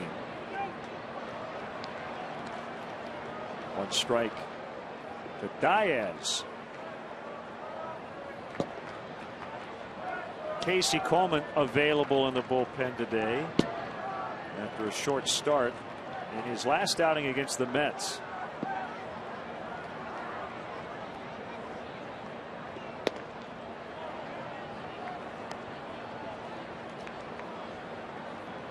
Well, we mentioned Doug Davis's outing last time against the Boston Red Sox. A very patient offensive ball club that took a lot of pitches, worked a lot of counts, fouled off a lot of pitches, and the Pirates doing the same thing here today.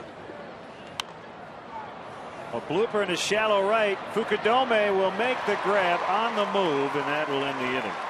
They get a couple of more on just one hit. 4-0.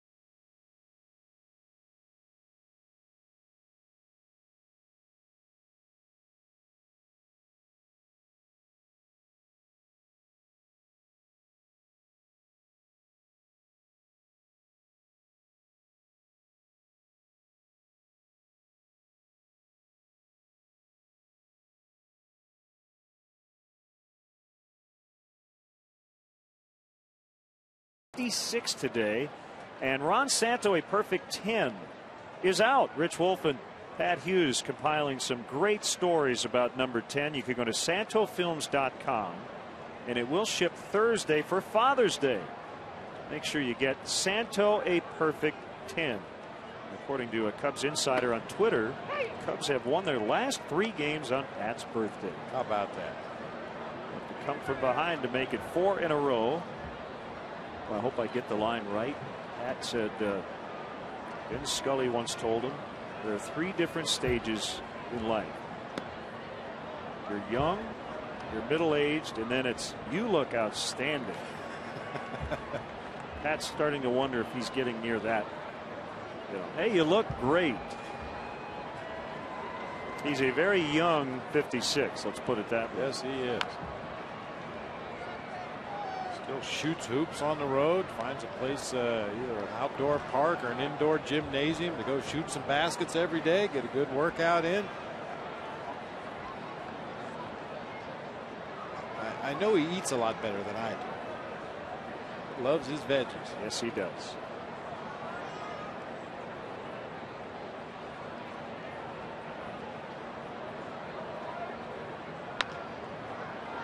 Not hit hard. Cedeno bare hands, unable to pick it up. And Castro has a hit. That is the first hit for the Cubs. We've been talking about speed and what it does to a defense. This is another perfect example. Little chopper to the left side. Ronnie Cedeno knows that Castro is streaking down that line. He chooses to go with the bare hand play rather than glove this ball, and That's just a hit or a miss proposition right there, and that time Cedeno could not come up with it. An infield hit for Starlin Castro.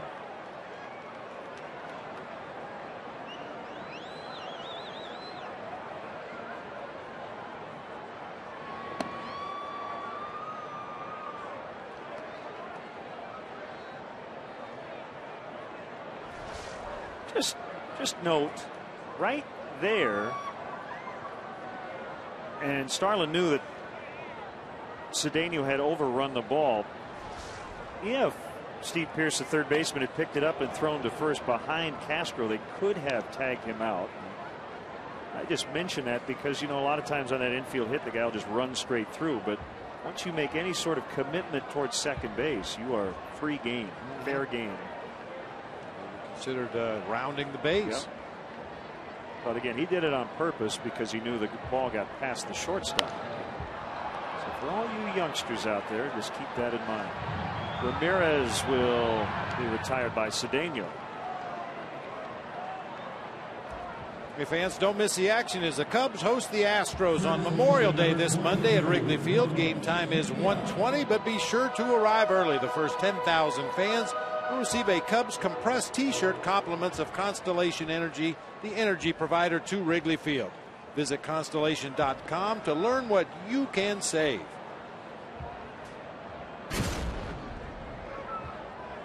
Pena grounded out his first time up.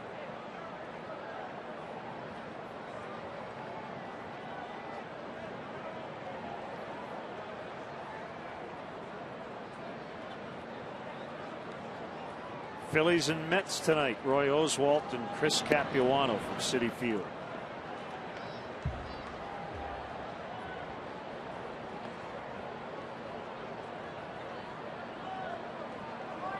Phillies leading Florida by just one in the East.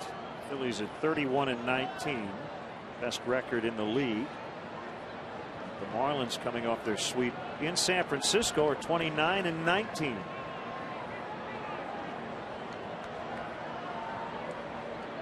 Marlins have headed down the coast. They'll play the Dodgers later tonight. Javier Vasquez and John Garland, veteran righties.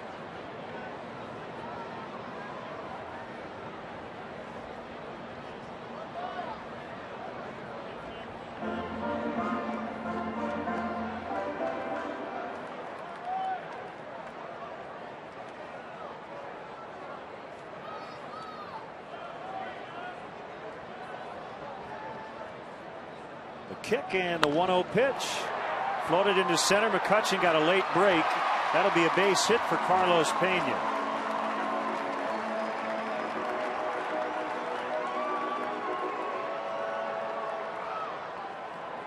You see a lot of power hitters get floating line drives like that to drop in. That time it looked like Pena hit that ball right out near the end of the bat.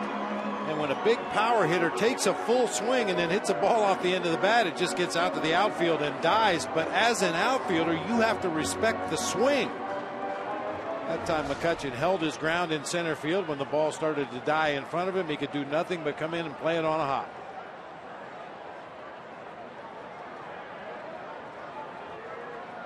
An outfielder never wants to be fooled on any fly ball, but you'd rather be fooled on that one than the one hit over your head. There's another chance for McCutchen. Got a good break this time and will get under it to retire Soriano. You know, and I think fans would be surprised to hear how many times an outfielder uses his sense of hearing to get a jump on a baseball. There's a very distinct sound when a guy squares the ball off the barrel of the bat. You know he has hit the ball hard. When you get it down near the trademark or out near the end of the bat, it makes a completely different sound. And if you can hear that as an outfielder, it will help you get a better jump on the ball.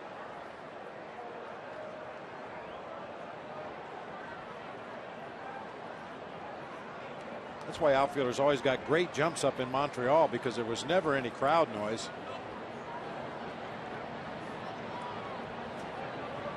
Campana flied to right in the second. Tony hitting seventh.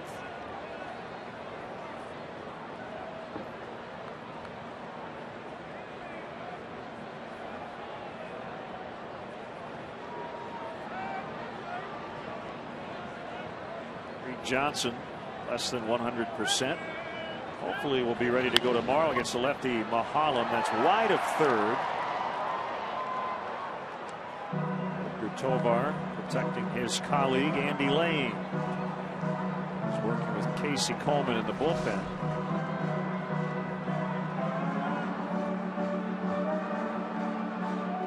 Just foul down at third baseline. Steve Pearce playing shallow once again to protect against the bunt by Tony Campana. Pirates swung way around to the opposite field in shallow against the Cubs center fielder. If he could hook one down in that right field corner, that would be fun to watch.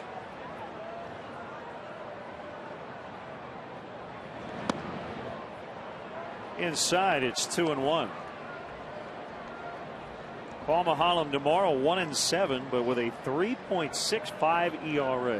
You say lack of run support? I can say lack of run support. Randy Wells will get just his second start of the year and his first since April 4th as he'll come off the DL. And then on Sunday we'll have Jeff Karstens and Ryan Dempster here on WGN. Ground ball to second. Neil Walker barely gets Campana at first. 2 hits, no runs, 4-0 Pittsburgh after 4.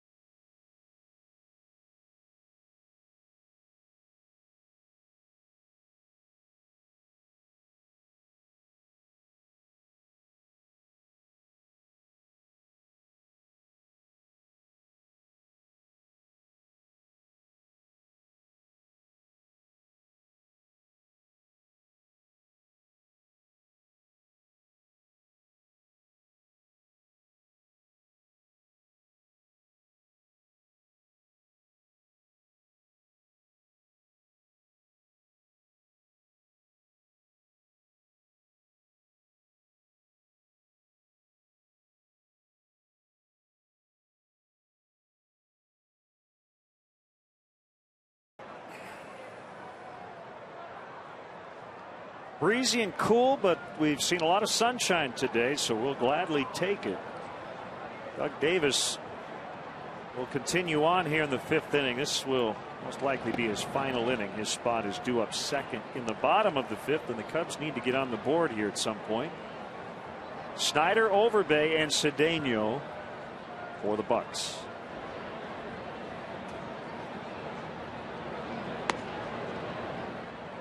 Curve at 67, missed. 2-0. Jake Westbrook will pitch tonight for the Cardinals against Ubaldo Jimenez, who's still looking for his first win with the Rockies this season.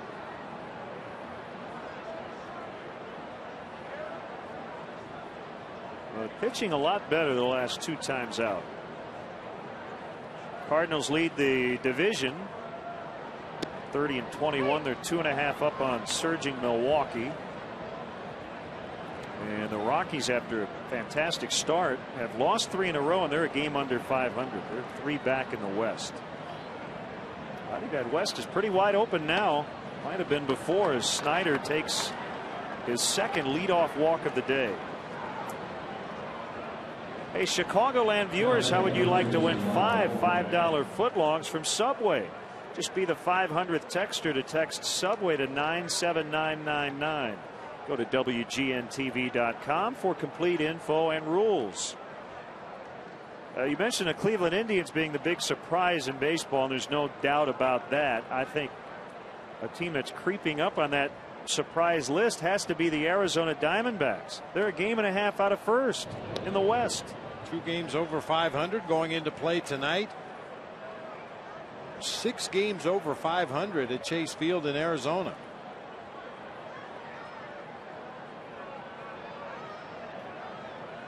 They're scoring runs. They rank 3rd in the NL in runs.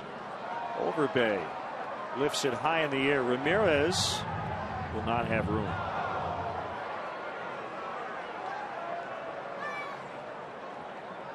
We talked about Clint Hurdle and accountability from his players, and certainly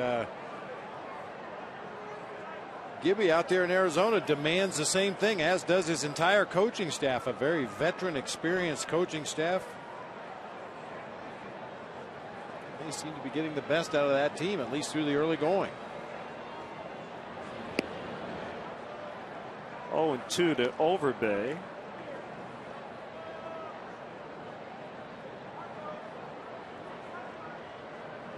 I think Del Griffith sold her the shower curtain rings. Planes, trains, and automobiles. Very stylish. Tap foul on the check swing.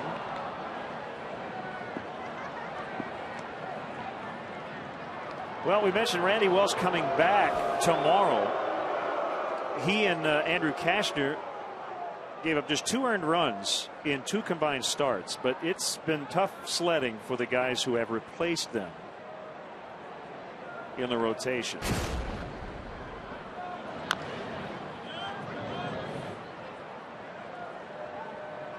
Casey Coleman has shown flashes of what you'd like to see from a replacement starter in your rotation at the big league level. Doug Davis, in his defense, was kind of rushed into action to get him up here as quickly as possible to plug a hole in the rotation. And for James Russell, he's a relief pitcher right now. He is very well suited to that left-handed reliever role and forced into duty. Knocked down by Pena, and he'll just grab the out at first. Let's step aside and see what's coming up on WGN. Shortstop number 5, Ronnie Cedeno.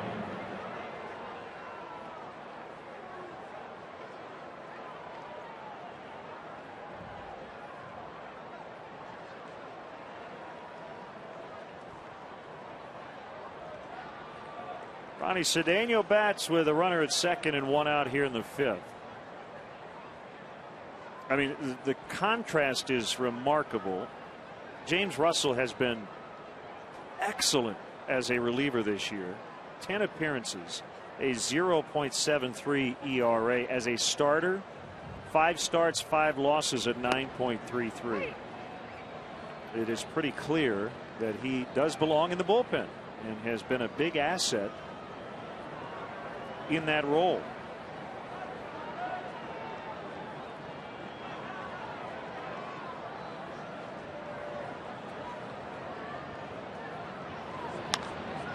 Cedeno lifts it high in the air. Left center, it's going to be Tony Campana out near the edge of the warning track. And his throw to third will be a little late. And Snyder is there with 2 outs.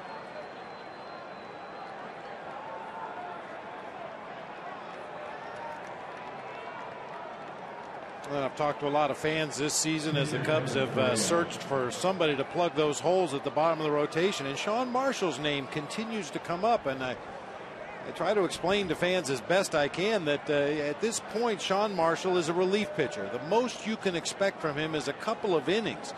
It's not as easy as just changing your title and suddenly you can go out and throw 85 to 100 pitches. Sean Marshall, from the first day of spring training, prepared to be a left-handed reliever late in a ball game to throw 1 inning at a time, maybe 1 inning and a couple of hitters. It's just not as easy as saying suddenly, okay, now Sean Marshall, you're a starter, go out there and give us 7 innings. That's just out of the realm of possibility at this point. You also would weaken one area to try to strengthen another. He's one of the elite left-handed setup relievers in baseball, and I think, like James Russell, Sean Marshall has proven that he is a reliever at this point in his career and not a starter. The numbers would bear that out.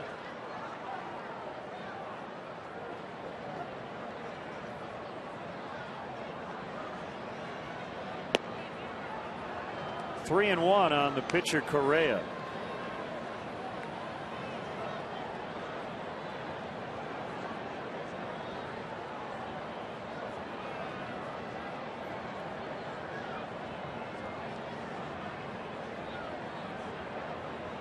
Davis with a 3-1. And he just walked the pitcher. That's his 6th walk, and that will be it. Well, odd looking at bat there. Back-to-back breaking balls to lose Correa to the base on balls. Very odd.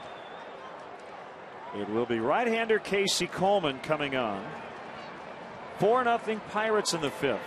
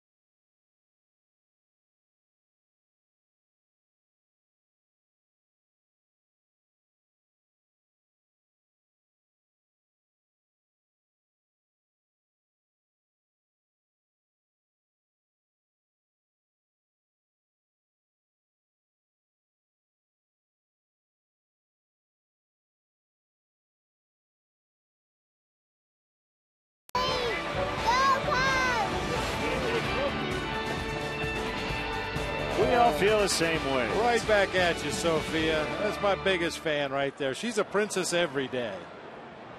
Casey Coleman will make his first relief appearance of the season. A couple of days ago went just an inning and a third, allowed 6 runs on 7 hits against the New York Mets.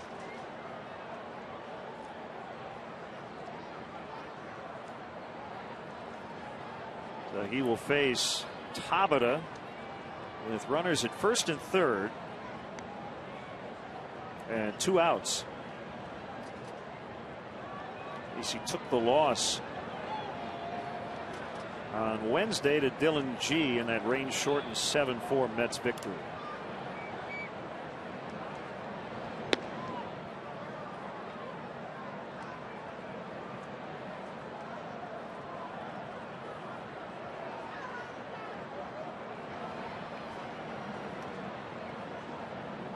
Kick and a 1-0 pitch.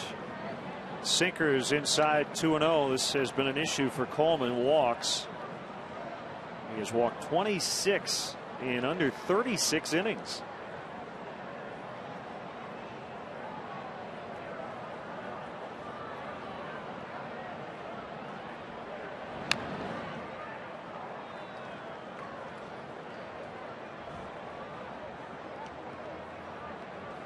Pierre Tabata did Coleman a favor right there, chasing that 2-0 sinker down out of the strike zone, fouling it off.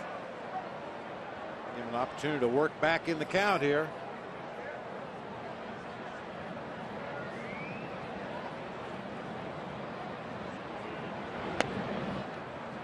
High that time, 3-1. Already seen 6 walks from Doug Davis.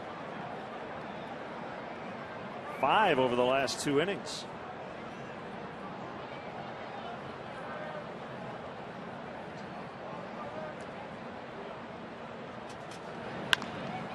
pounded on the ground. That backs up Castro. The throw will go to second as they force Correa and end the inning. Midway in the fifth, still 4-0 Pirates.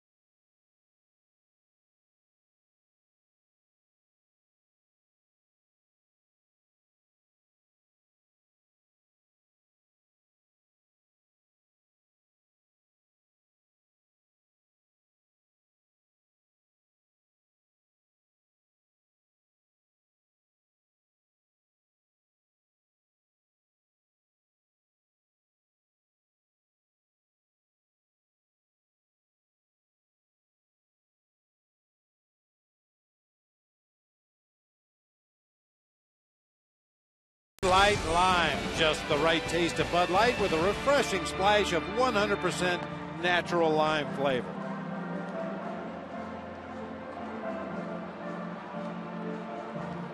Pirates fan here at Wrigley Field is happy about his team's lead. Cub fans haven't had a whole lot to cheer about to this point.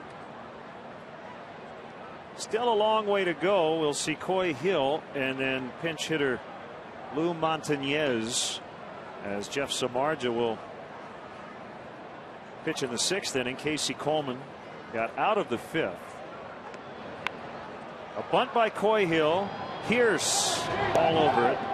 One away.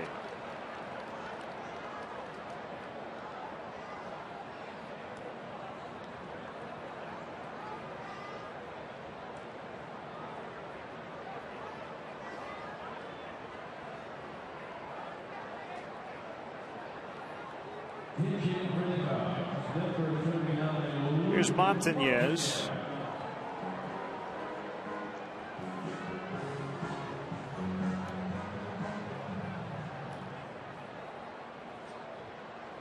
Who made his Cubs debut on Tuesday and had the game-winning RBI. Went 2 for 4, a couple of runs, a double, and a walk. 11 years in coming. He was a Cubs first-round pick in 2000. Would later make his big league debut with the Orioles. A good play by Pierce. He knew he had to charge that ball. Still got a short hop. Gloved it and got it. Time now for the Cubs' upcoming schedule, brought to you by Lincoln. It's not just luxury, it's smarter than that.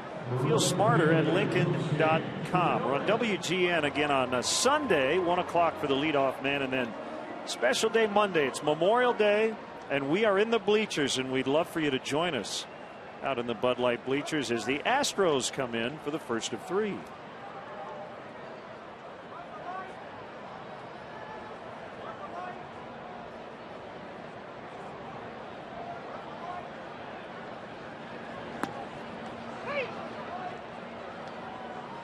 This is one of those at-bats where you'd really like to see Kosuke see a lot of pitches. It's been a pretty quick 2 up, 2 down here in the bottom half of the 5th inning. You'd like to leave the Pirates out there on their feet defensively a little bit longer, make Correa work a little bit to get through this inning. And Kosuke, along with Carlos Pena, probably the 2 most patient guys in the Cubs lineup, most able to work deep counts.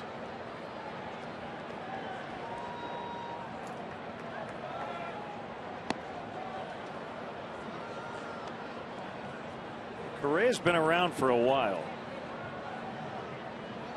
As you see Samardzija getting loose. Correa made his big league debut with San Francisco back in 2003. This is his 243rd appearance and 116th start. But in terms of opening day starters this year, I don't know if you'd use the term anonymous, but not a marquee household name, Kevin Correa. But you know what? He's backed it up. He's looking for his 7th win. Sub-4 ERA. And is fronting a Pittsburgh rotation that has been pretty good. A lot better than last year's version. And we mentioned that in the open. Kosuke out on strikes, and it's 4-0 Pirates.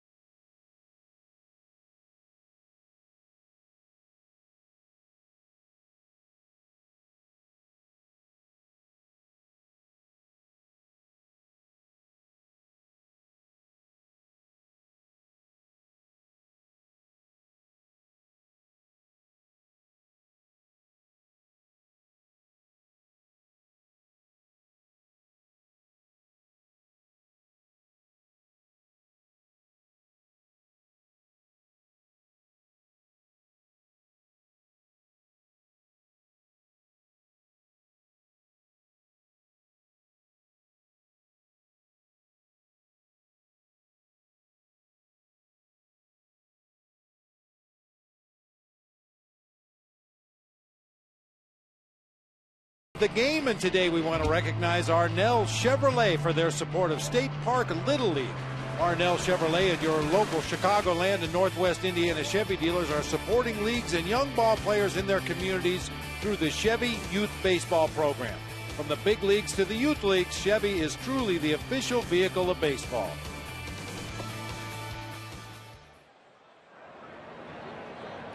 Jeff Samardzija working to Steve Pearce, ball 1.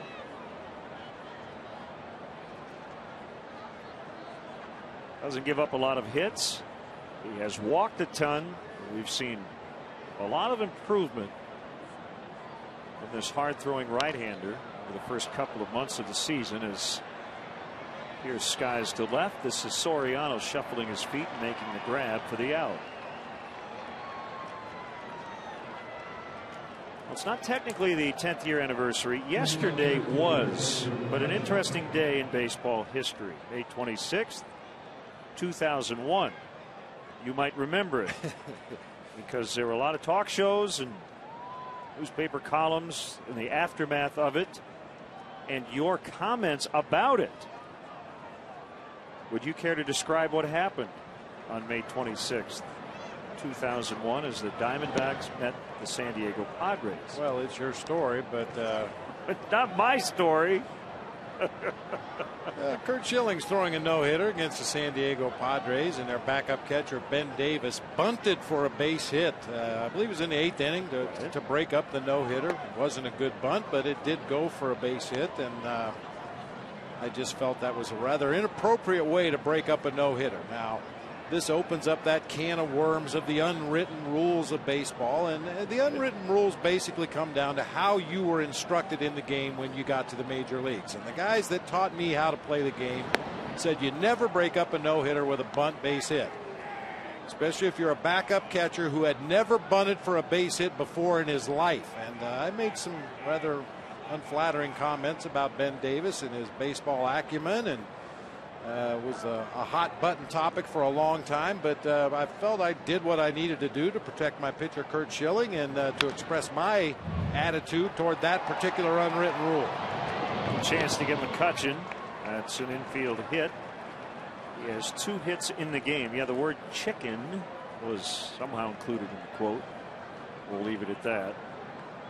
Now, I think the interesting part about it is I think a lot of baseball people would absolutely agree with you if it were 9 or 10 to nothing. It was 2 to nothing.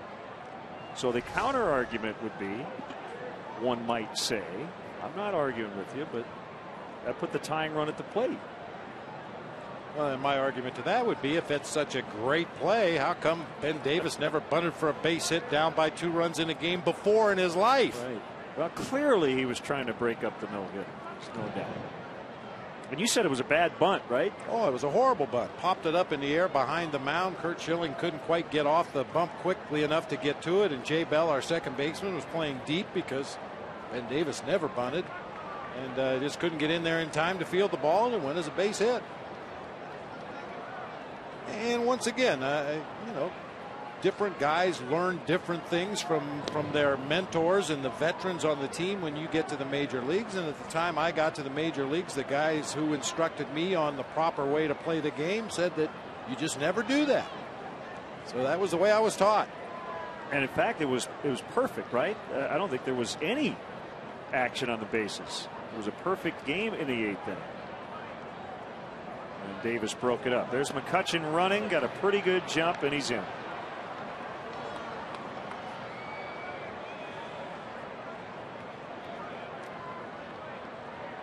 Two steals for the Pirates today. No chance that time for Coyhill. There's the unwritten rule book. Yep. I wrote that particular chapter right there.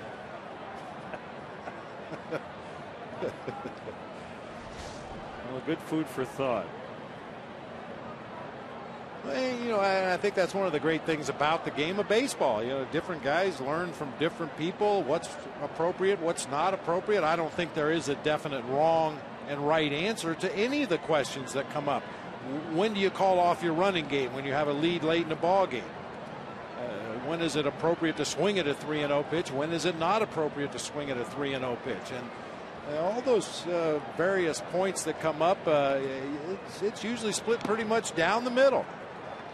Did you speak to Davis's manager in the aftermath about it, Bruce Bochy? Well, we had some conversations, and I think Bruce Bochy, in his heart of hearts, agreed with me. But because he had to protect his own player, you know, he said what he had to say, and certainly I understood that. But I think away from the media and away from the limelight, I think Boch was raised in the same era I was by the same types of players that taught me how to play in the big leagues, and I think begrudgingly he may have agreed with me, but he couldn't say that publicly. So in other words, you're saying if you had been Ben Davis's manager that day and he had done what he did, you probably publicly would have supported him, but inside you would have been a little upset. Well, maybe not upset, but I would have just said, you know, I don't think that's the right thing to do in that particular situation. Gotcha. Swing and a miss on a beautiful split. Samardzij's bread and butter out pitch. And Jeff Samardzija this year actually has 3 weapons to attack opposing hitters. That split finger, especially against the lefties, is his best off-speed pitch, and he uses it when he needs ground balls or swings and misses like he just got from Neil Walker. But the slider, the perennial pitch that he needs to work on, has become a much better weapon for him this season against the right-handed hitters.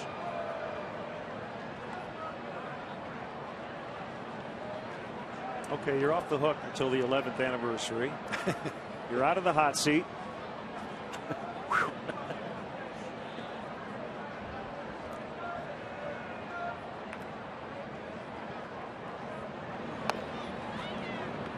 Interesting thing about it is Ben Davis, I think if you think about his career, that's what he's known for. That's what most baseball fans think of, that particular game. So you made him famous. Well, and the great thing about it, too, Len, was, if I'm not mistaken, well, I'm not mistaken, it was a doubleheader. Cutchin's going to get third. Marja not paying a lot of attention to him.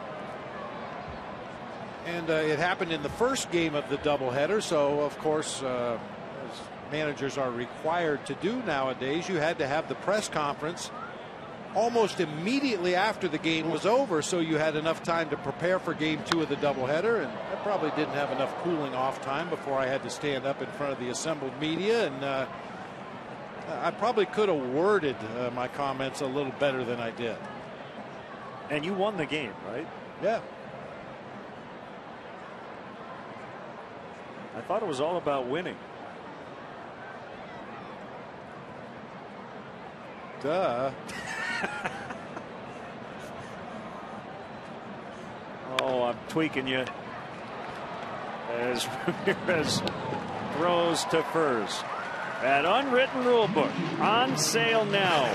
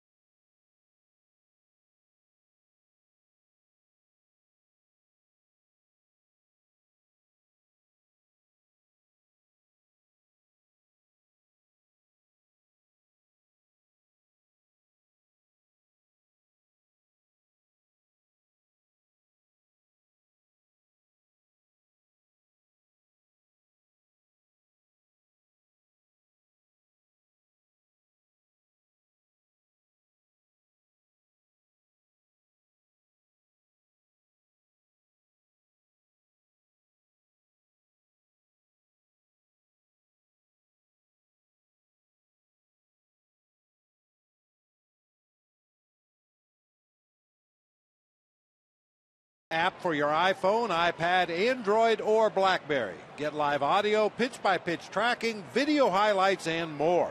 Text at BAT to 31826 or visit Cubs.com for details. Kevin Correa is currently working on a 2-hit shutout as Darwin Barney squared the bunt, and it deflected off Chris Snyder. Doing a little dance behind home plate.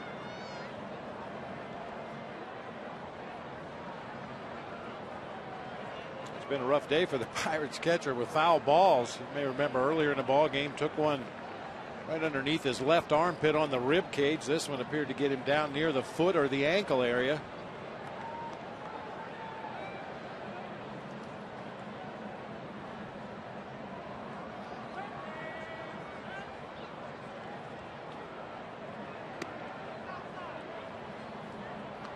One and one the count. Barney has lined out to right and fouled out to the shortstop.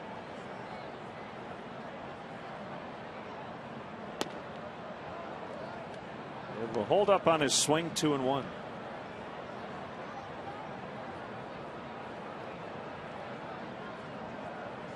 And this next pitch, Len, is one that advanced scouts will pay close attention to. Correa just came inside with a fastball.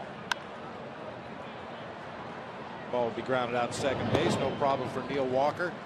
Some pitchers will never double up. And by that I mean if they throw a fastball in on the next pitch, they're always going to go away. And Correa was trying to go away. You can see where Chris Snyder was set up. Other pitchers will throw a fastball inside and come right back with another fastball inside to keep the hitter from leaning out over the plate. So those advanced scouts watch for those situations. When you see a fastball in off the plate, what does the pitcher do on the next pitch? They make a note of that. It goes on the advance report, and you try to look for patterns in opposing pitchers that you're going to face in the future. Castro hits a slicing drive into the right field corner, and it's going to land just foul out of play.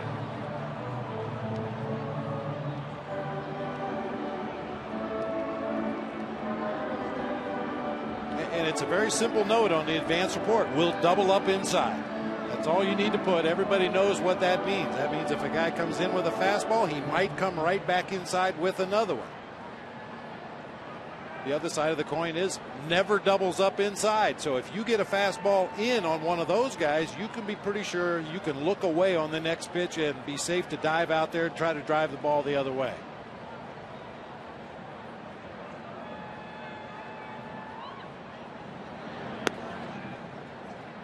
Breaking ball is low and away. 1-1.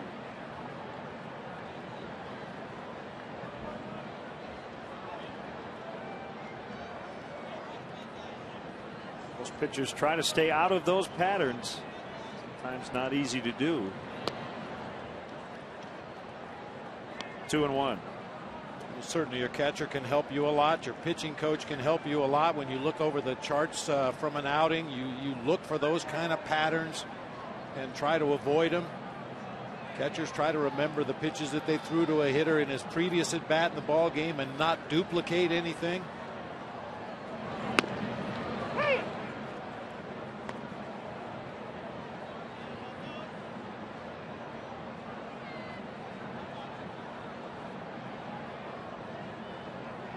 Ramirez on deck. Cubs haven't really had much going here today. Had a couple of base runners twice with 2 outs as Castro flies out to McCutchen. Actually, they had first and second, 1 out in the 4th.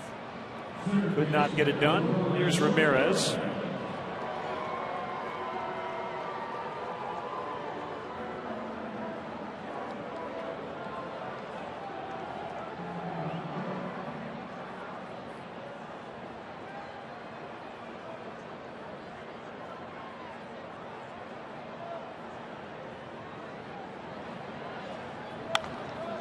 Ground ball to Ronnie Cedeno. And the Cubs go down very quietly yet again. That's 8 in a row sent down by Correa.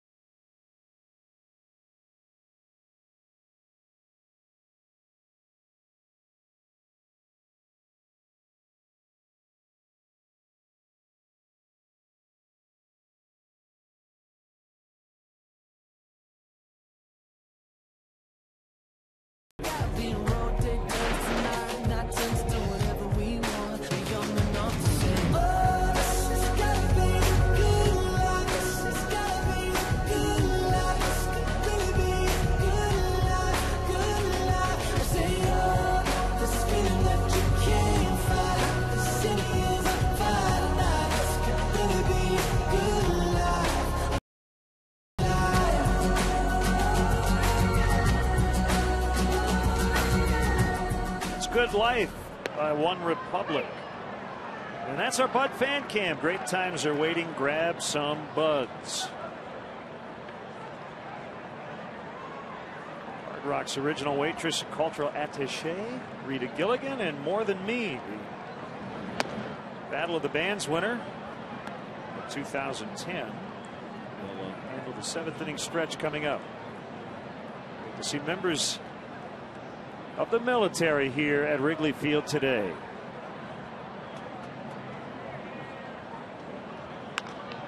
Chris Snyder with a leadoff single. He has led off 3 different innings. He's been on all 3 times. First baseman Lyle Overbay.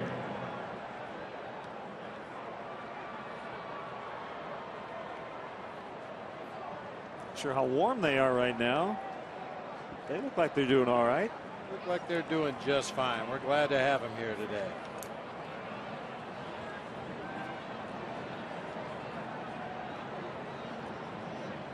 Be doing a little better if the Cubs find a way to score some runs and get back in this ball game.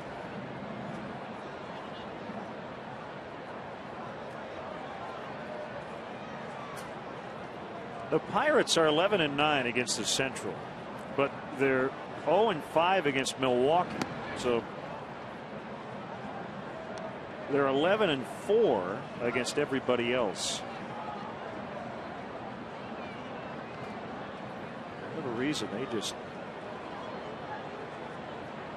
cannot beat the Brewers.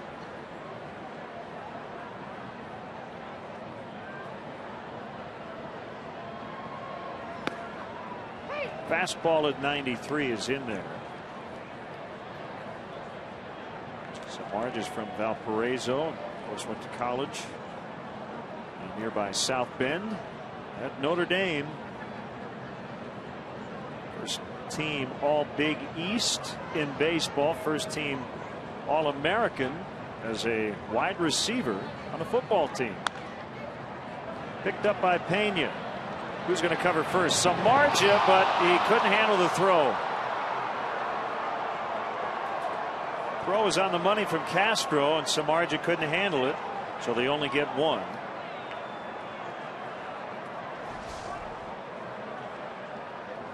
The play started well. The 3-6 part, Pena to Castro, no problem right there. Samardzija got over to cover the bag in real good shape. He just took his eye off that throw at the last instant to find the bag at first, and that caused him to miss the catch.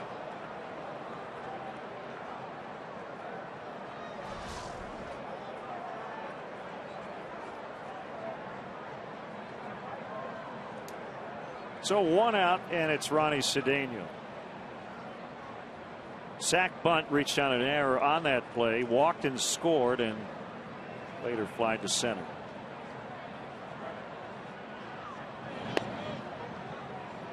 Able to hold up on the slider. 1 ball, no strikes. The former Cub.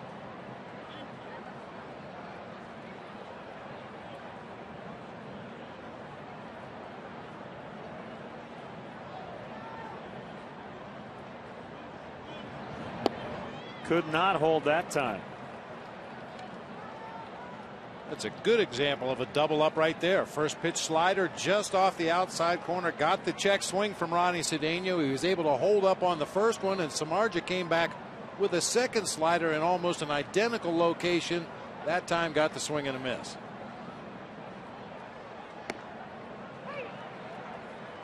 Another slider. That's a strike. 1 and 2. I guess Jeff figured if it looked tempting enough for him to think about swinging at on the first pitch, I'll throw another one out there, see if we can't tempt him a little bit more.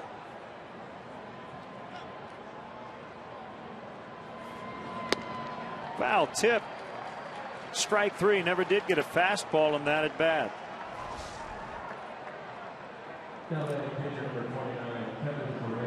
All sliders. The first 2 trying to lead Cedeno out of the zone. The next 2 right in the middle of the strike zone. Ronnie's always had a little problem with that breaking pitch.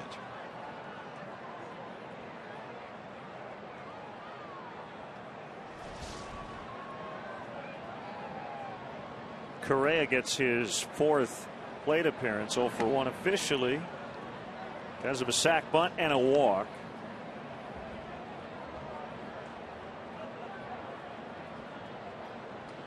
has been excellent on the mound today, trying to go to 2-0 against the Cubs here at Wrigley Field this season. And he golfs one high in the air to left. Soriano is camped underneath. Stretch time. 4-0 Pirates. Okay. Hard Rock's original waitress Rita Gilligan, along with Hard Rock's 2010 Global Battle of the Bands winner, the band More Than Me.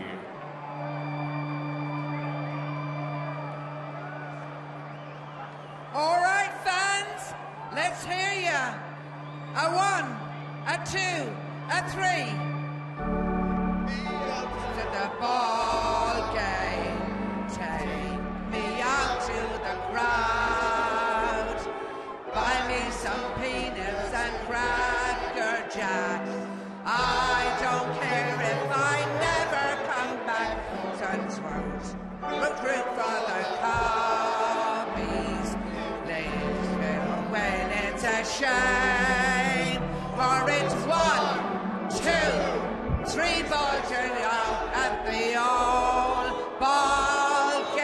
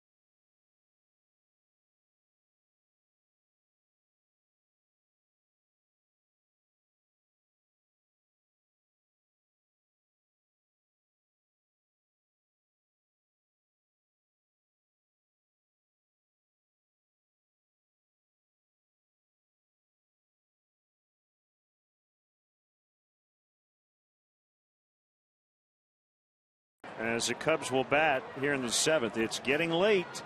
Cubs with only 9 outs to work with, and they have had very little action today against Pirates starter Kevin Correa.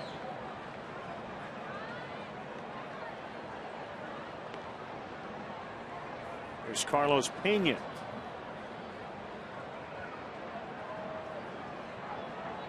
A shift against him. Cedeno stays on the third base side of second. But Neil Walker about 15 to 20 feet out into the grass and right. And there's a comebacker base hit lined into center. Hit number 2 for Pena, only the 3rd for the Cubs.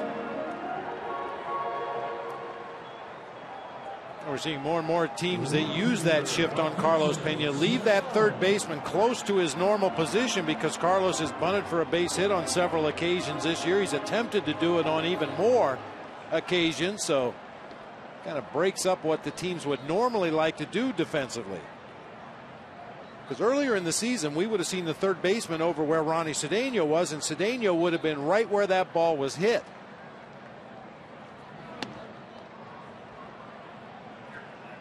1-0 to Soriano.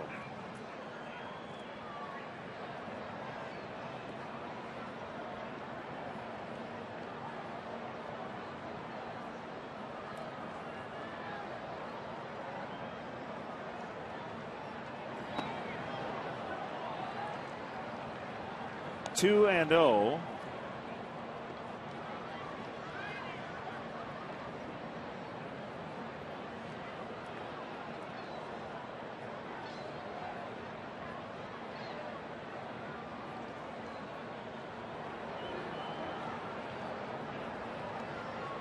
There it is. 2-1. Getting into the late innings, so the leash is short for Correa, even though he just around 90 pitches. Daniel McCutchen is a right-hander. Veteran Joe Beimel, the southpaw.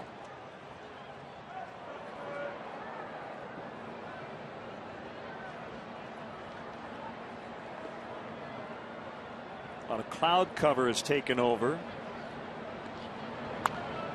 2-2. It has cooled things off a little bit more here at the ballpark. The wind continues to blow straight in from center field, but not very hard. I don't think this is the kind of wind that's going to knock anything down drastically, hit to the outfield. Problem is the Cubs haven't been able to hit much to the outfield in this game against Kevin Correa.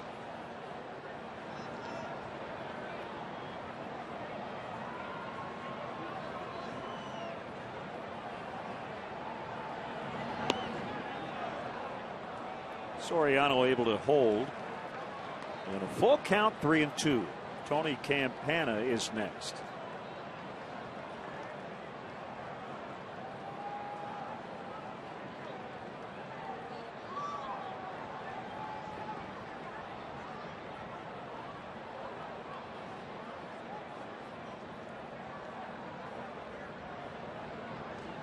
Kick and the pitch.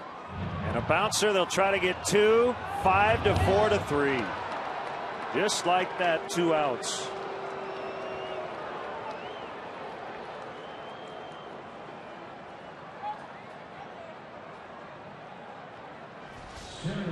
Time to take a look at our Xfinity HD shot of the game. I know you had a chance to talk to Tony Campana about this lid problem here. Now on the left, he normally wears his cap slightly askew, tilted a little bit to the left.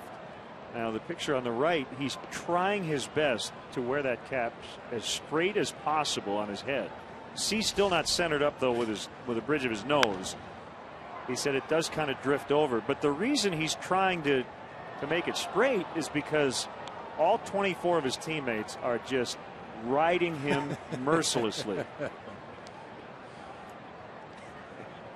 Chicago Cubs baseball is brought to you by Xfinity, only from Comcast.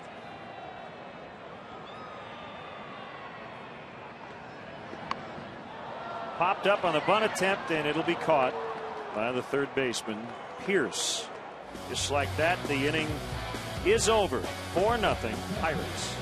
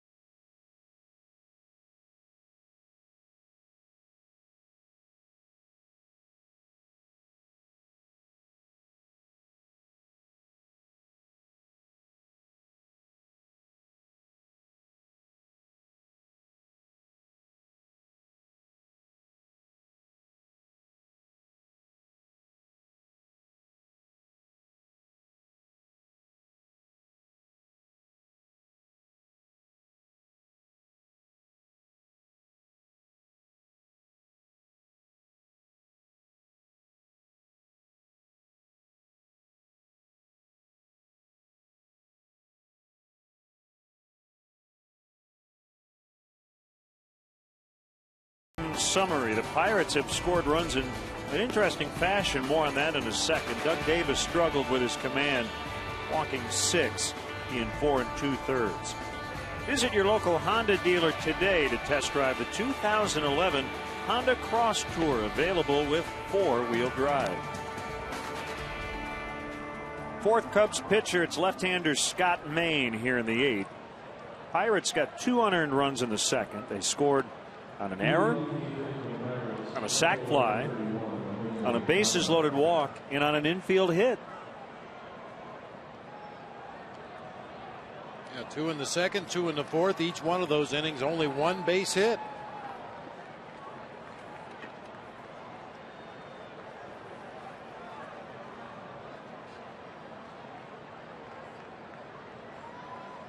Top of the order now, Tabata, Pearson, McCutchen. As the Pirates are trying to end a 3-game losing streak.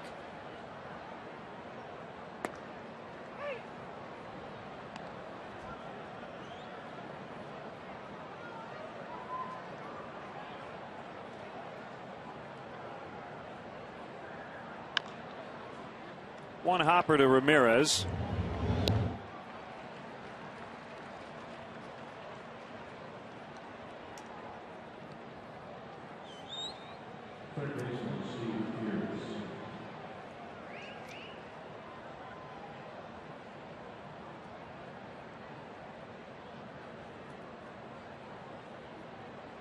We were having fun with the surname G the other night. Dylan G of the New York Mets. How many big leaguers had a surname that was one of the letters of the alphabet? Now we wonder how many major leaguers have had a surname of a state, like Scott Maine.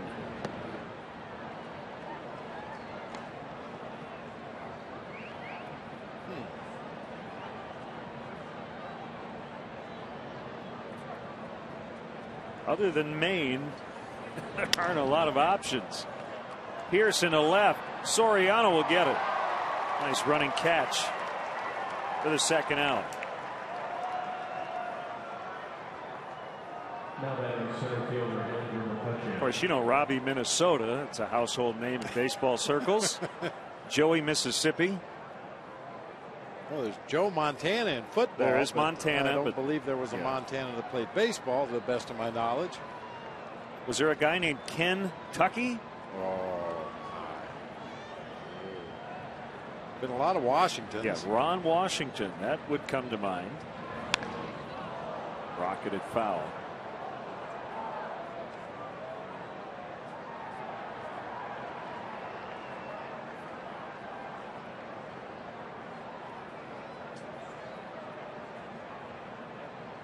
Well, Lou Montañez, it's not Montana, but it's close.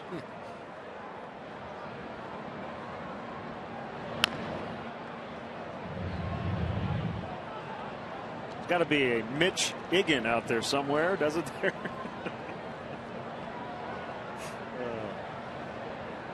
We need to get some runs.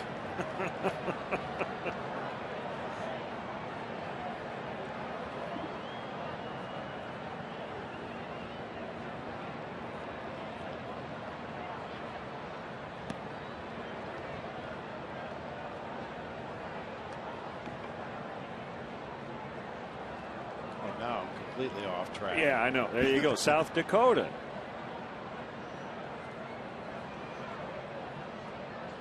See, if our president had a relative named Al, that'd be close.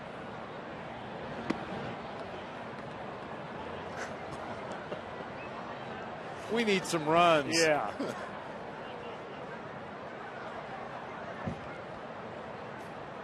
There's Neil Walker on deck.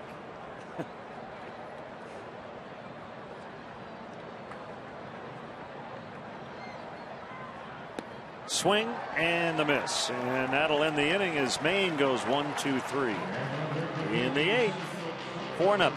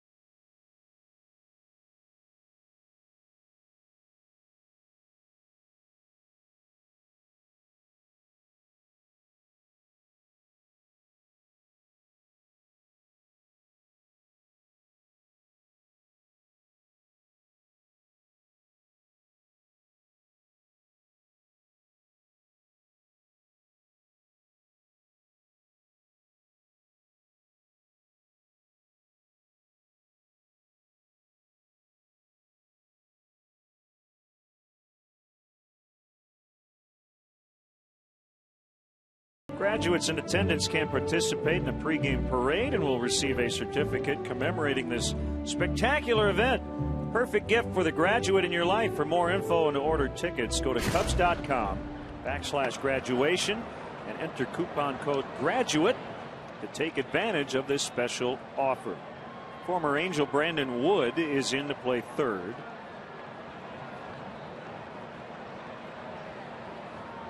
So Steve Pearce is out.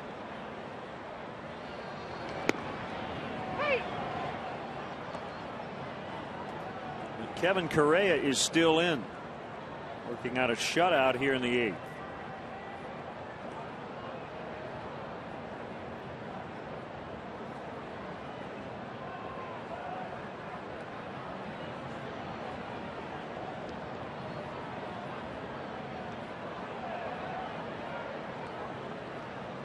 You see John Grabo in the 9th.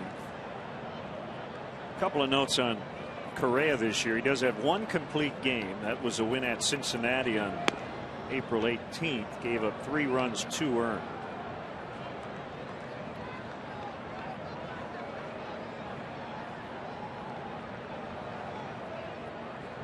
He's had 2 other starts in which he allowed no runs, but the most innings he went in those starts, 7 at St. Louis on April 6th.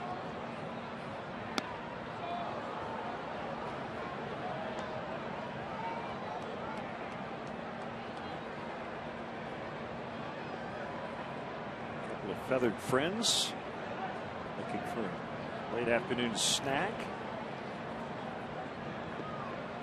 in the infield right near first baseman Lyle Overbay. 2-2. Soft liner is over Walker and into right center. Coy Hill with a base hit.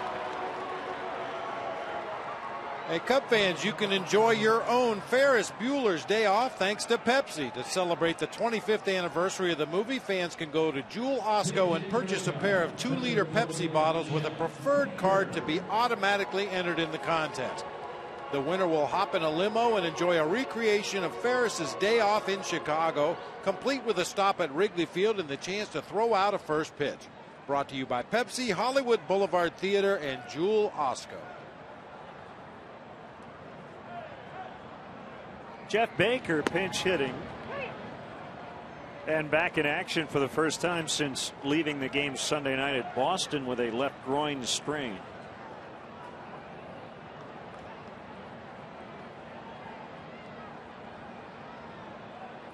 Baker batting for Maine.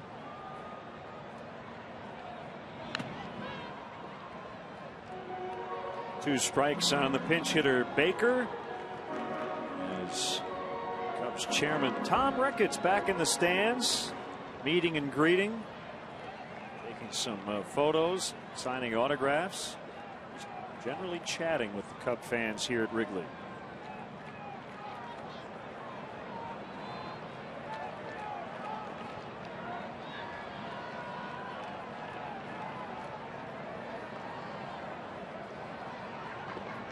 The pitch. In the dirt, low and outside. A groin injury for Baker came at a very inopportune time. He was really swinging a hot bat, had his average up to 376, getting more regular playing time, and then to spend some time on the bench to let that thing heal up. Hopefully he'll come back blazing just like he was before the injury.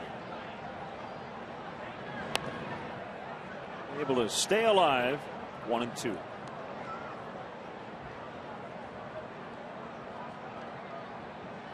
Jose Veras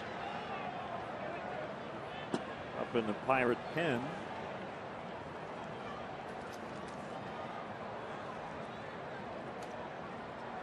Evan Meek, top setup man, recently reinstated from the DL. Their closer's Joel Hanrahan, and he's a perfect 13 for 13 in save chances.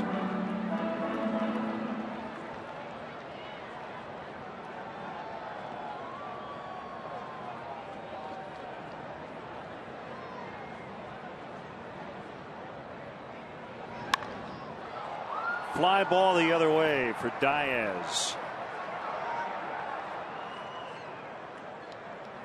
Let's step aside and see what's coming up on WGN.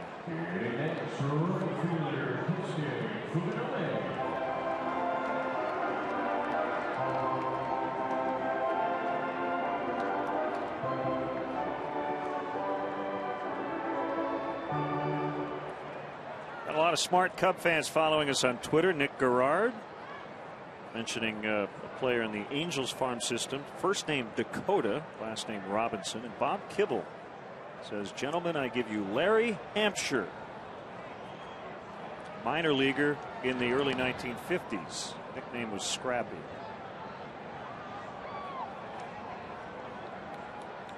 About as much as we could find. At Russell, Maryland, NFLer.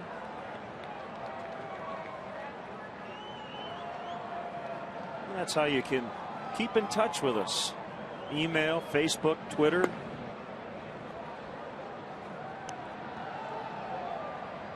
Who came up with one about Tony Campana and what he's wearing? Is that Bob Vorwald? Yes, New Jersey. He's wearing a New Jersey.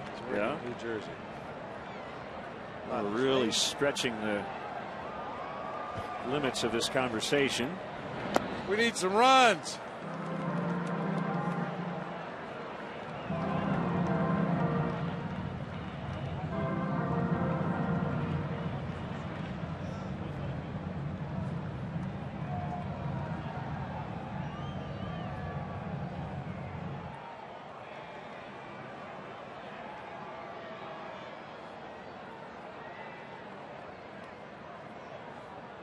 Three 3-0 to Kosuke. 1 on, 1 out in the 8th. The pitch. And he draws the walk. Second one given up by Correa. And that looks like he's done. As Clint Hurdle is heading out.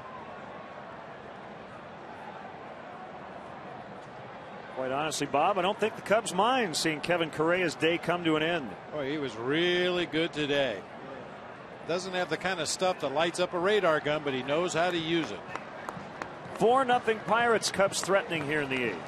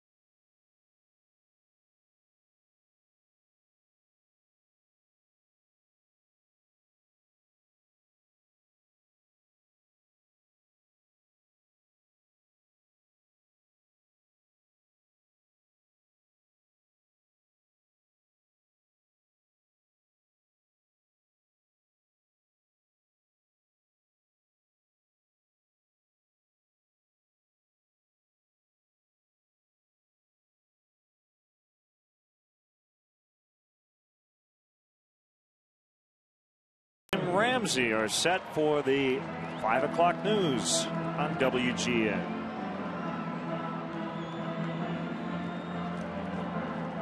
Jose Veras takes over for the Buccos. Big right-hander, 6'6", 235. He's given up 4 runs this year. 3 of them have come on solo home runs. Big-time strikeout numbers. Facing Darwin Barney with Hill at second and Fukudome at first. Pirates in double play depth around their infield. The third baseman is in. That's Wood.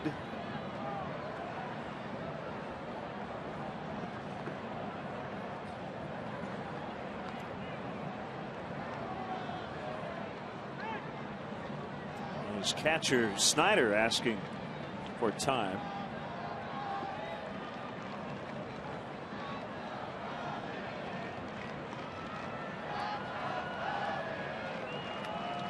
Here's a pitch. 2-0.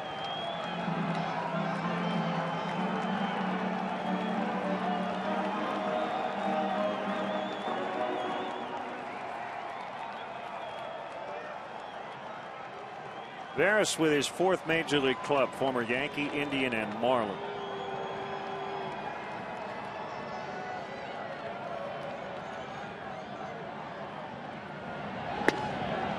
That's a strike. 2-1. See a fastball, curveball, splitter combination from Veras. Fastball in the low to mid 90s. Little tailing action that time brings it back to that outside corner.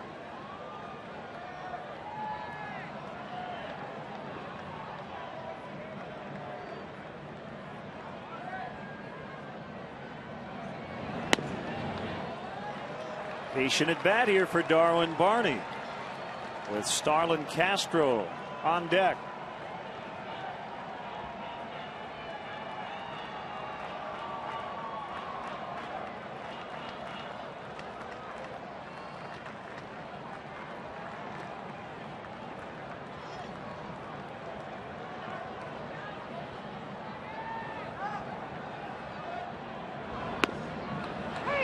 Painted for strike 2.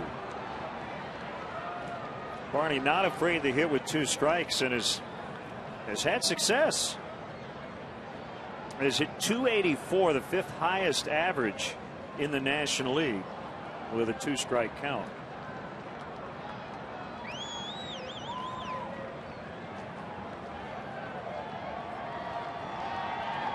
Three-2 on the way, and that was a slow breaking ball, and Barney able to just stay alive by dribbling it foul.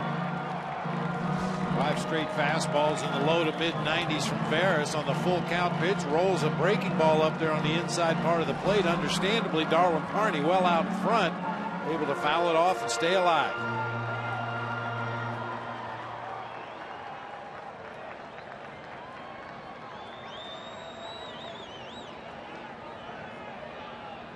Kick, and the next 3-2.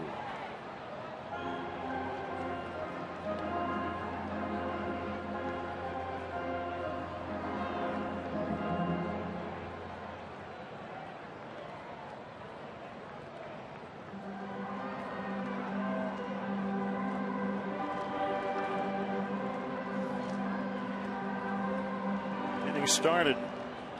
Boy, Hill singled into right center. Pinch hitter Jeff Baker flied out, and then Fukudome walked. That sent Kevin Correa out of the game. Rainbow out to center. McCutchen for the second out.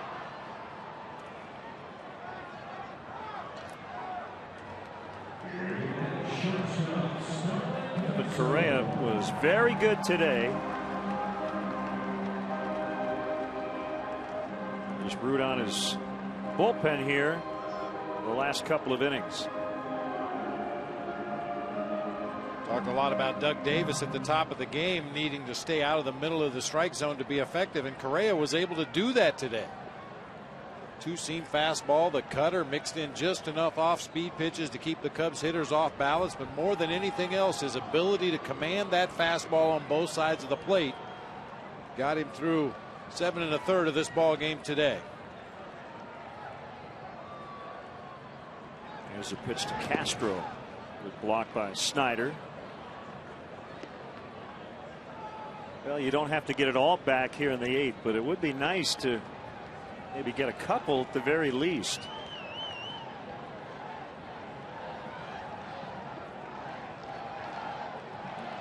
Not a lot of chances with runners in scoring position after the Barney flyout. The Cubs are 0 for 4. Pirates are just 2 for 13.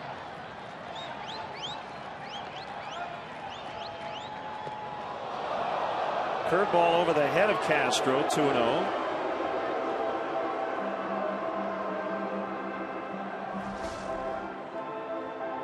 Watch out when Notice how Starlin Castro not only got his head out of the way of that high curveball, but dropped the bat down behind his back.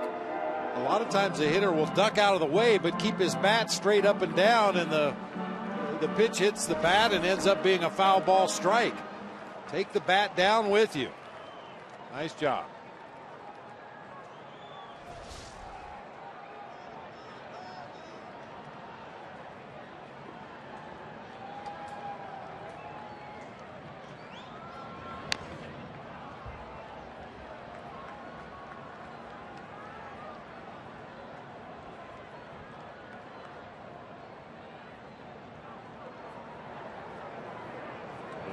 Ryan Terrio fan.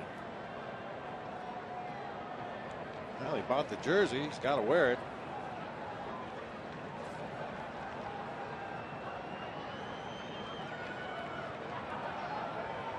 Two and one to Castro.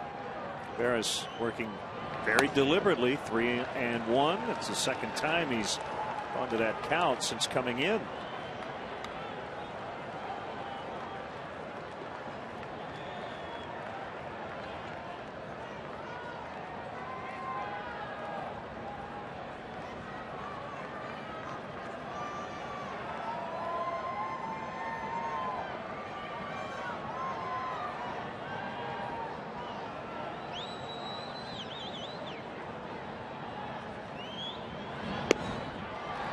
That loads him up, and it'll bring the tying run to the plate.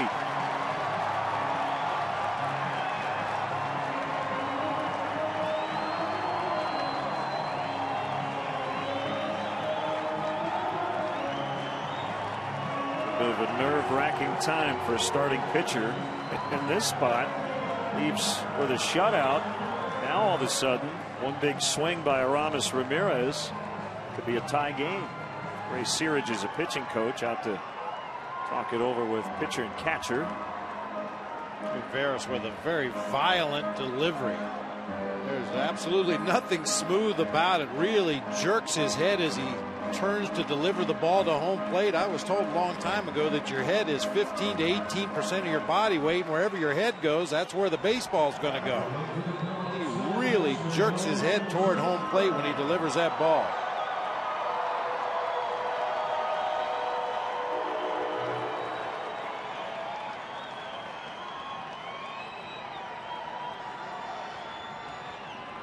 Bases loaded, 2 outs for Ramirez. Cubs with only 4 hits today, but this may be the chance they've been looking for. Right down the middle for a strike.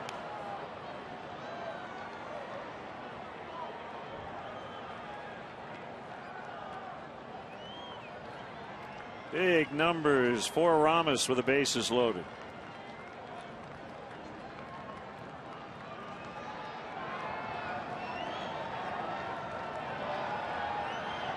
Kick and the 0-1 pitch popped him up.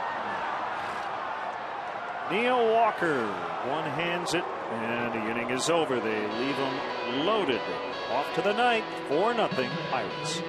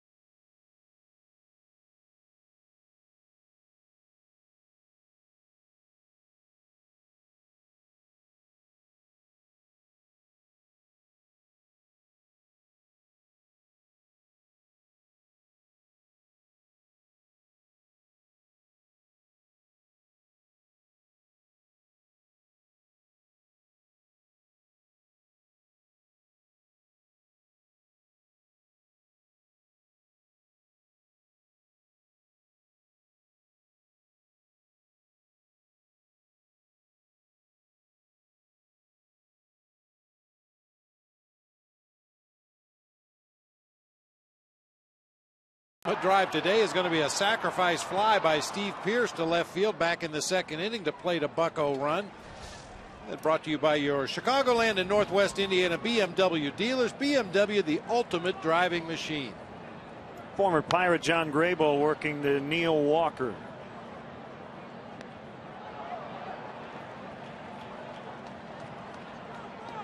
th appearance for Graybo.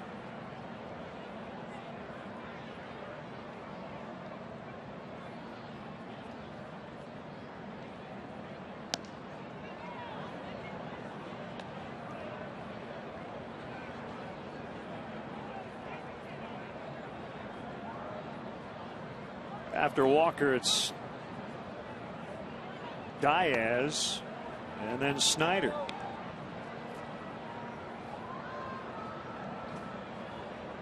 And the Cubs are going to get Joel Hanrahan unless something changes. He's out stretching in the bullpen and probably won't start throwing until 1 out in the inning.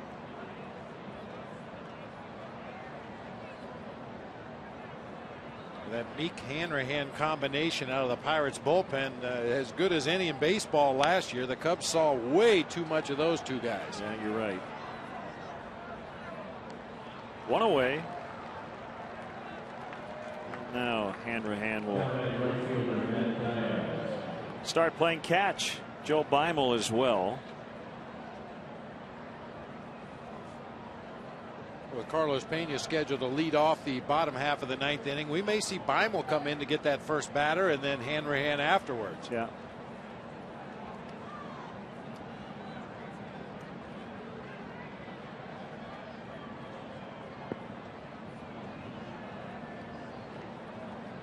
Diaz is 0 for 4.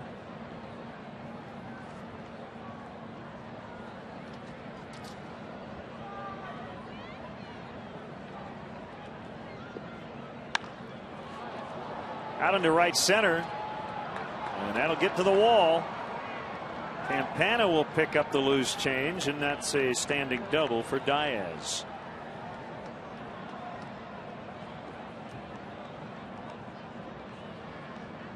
A real shallow line that time in right field by Kosuke Fukudome. I don't think he realized how hard that ball was hit. Diaz chased it right over his head all the way to the 368 mark in right center field.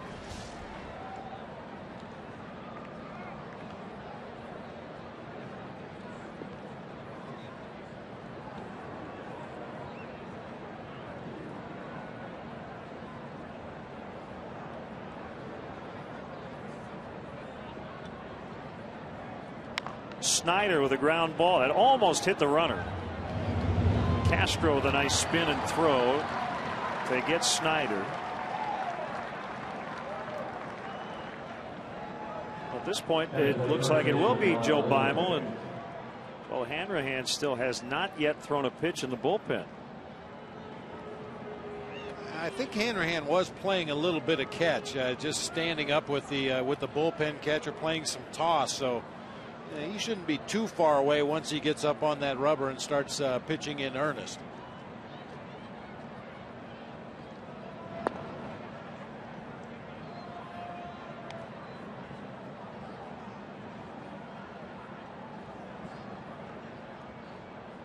Runner at third, 2 outs, 4-0 already. Pirates with a lead as a strike, 1-1.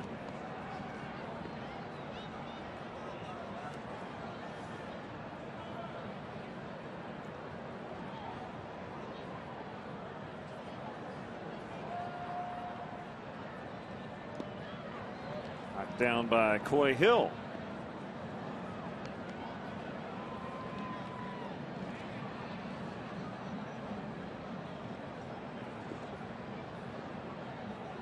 Quiet here inside Wrigley Field at the moment. Paid crowd of 34,105 over Bay. Just got a piece of that ball and a checked swing.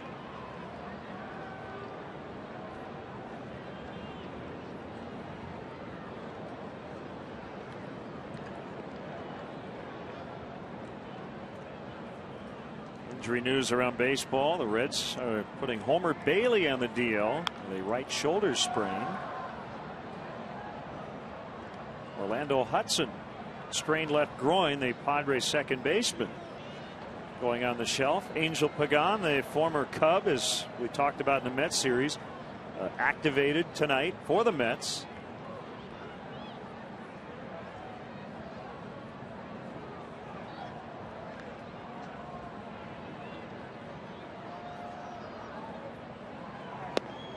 He's battling a strained oblique.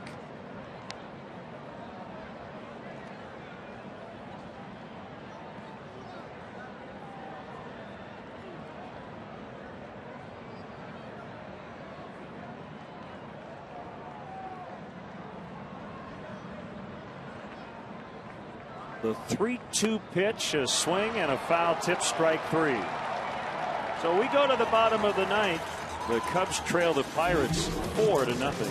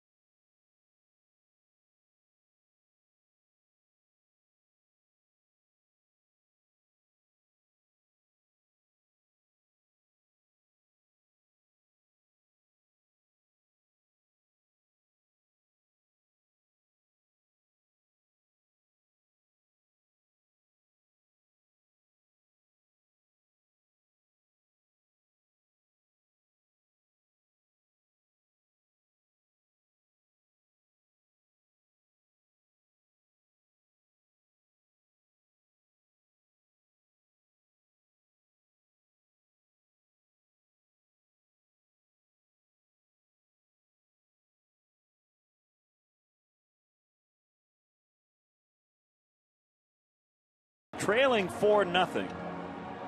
As Xavier Paul will come in for Diaz and play right. He'll hit ninth if it does go to extra innings. Joe Beimel, the lefty, will do the pitching. Joel Hanrahan is up in the bullpen if needed here in the ninth. Beimel, the lone lefty in the Pirates bullpen right now. There was a time that Beimel and John Grabo were the two lefties Pirates had out of the pen. Facing Carlos Pena, who takes inside ball one.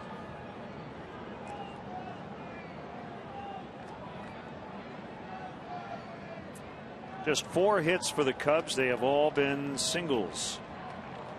Castro with 1, Pena with 2, Coy Hill with the other.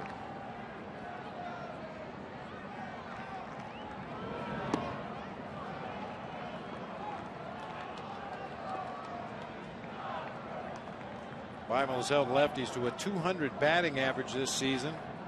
It's 5 for 25, no homers, 5 strikeouts, 0 walks against left-handed hitters.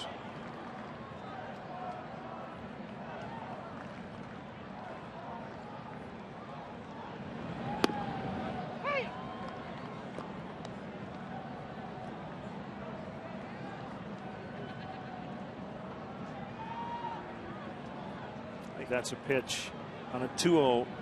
Earlier in the game, Carlos Pena may have jumped all over it, but he's a smart hitter. He realizes that a walk is as good as a home run here. Well, not only that, Len, but in the big picture, I think Carlos Pena realizes he's going to see Joe Beimel quite a bit over the course of this season. It's the first time he's faced the Pirates lefty, and he wants to see as many pitches as he possibly can in this at bat.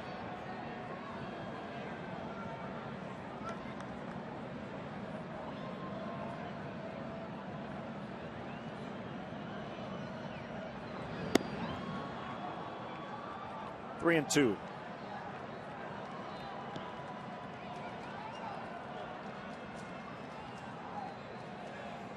They're really overshifting, putting Cedeno along with Walker on the first base side of the second base bag. They're moving Wood over to the shortstop spot. 3-2 pitch. We have seen Pena bunt a couple times on 2 strike counts. The Pirates don't believe he'll try it. As he accepts ball 4.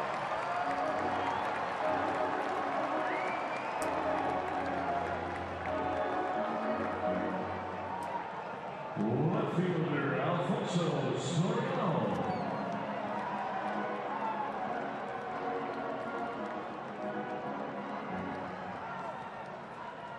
Soriano is 0 for 3. Came in with a 7-game hitting streak. Also came in a career .330 hitter against the Pirates. Low for ball 1. I think one more base runner, and Joel Hanrahan's coming in. You've got a left-handed hitting Campana on deck. Mentioned Hanrahan a perfect 13 for 13 in save chances.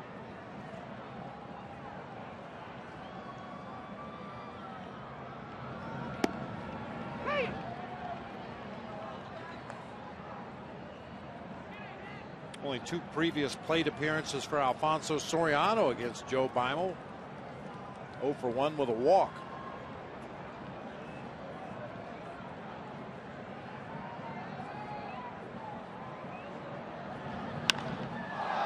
High fly ball deep to left.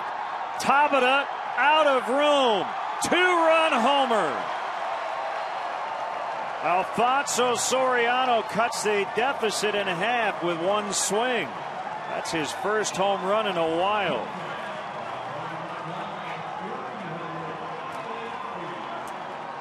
First homer since May 2nd. Number 12 on the year.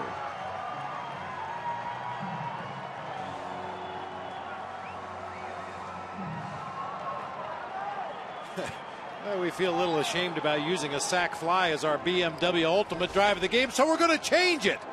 This is our BMW ultimate drive of the game. Alfonso Soriano on a low fastball absolutely crushes a 2-run homer to the bleachers in left field.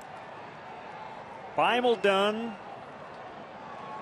And now all of a sudden it is a save spot for Joel Hanrahan. The Pirates closer is in. It's now 4-2 Pirates.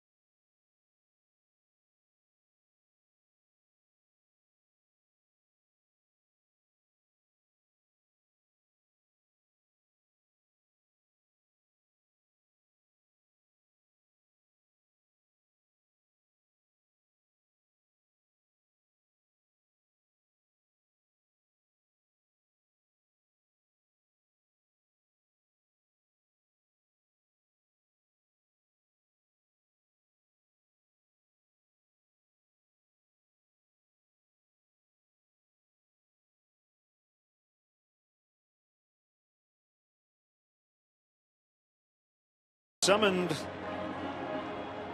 with a 2-run lead. See the numbers for Hanrahan this season, a perfect 13 out of 13, as Len mentioned, in save opportunities. 2-pitch guy, fastball, slider. The fastball will be in the mid to upper 90s, the slider in the mid to upper 80s. Nobody on. Campana looks at 96 for strike one.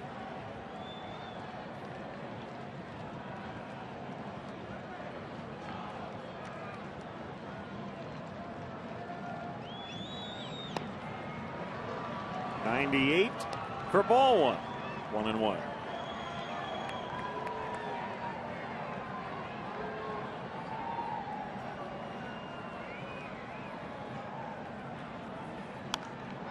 On his hands and fought off. 15 straight saves for Hanrahan going back to last year.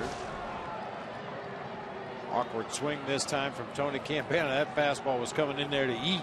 Just tried to pull his hands in close to his body and get a piece of it. Was able to foul it off.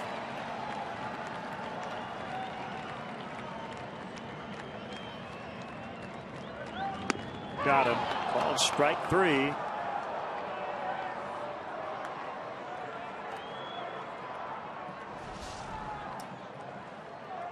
Overpowering fastball, comes back with a slider at 85, drops it right over the outside part of the plate for a called strike three.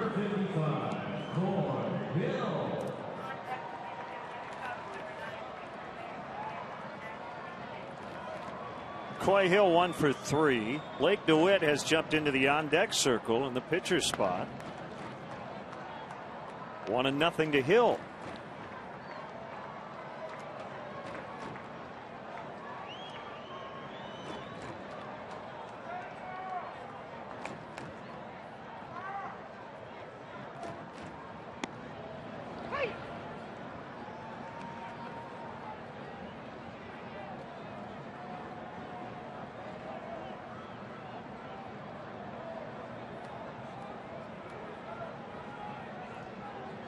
Hanrahan has a sign from his catcher Snyder. The pitch. Nothing but heat. 1-2.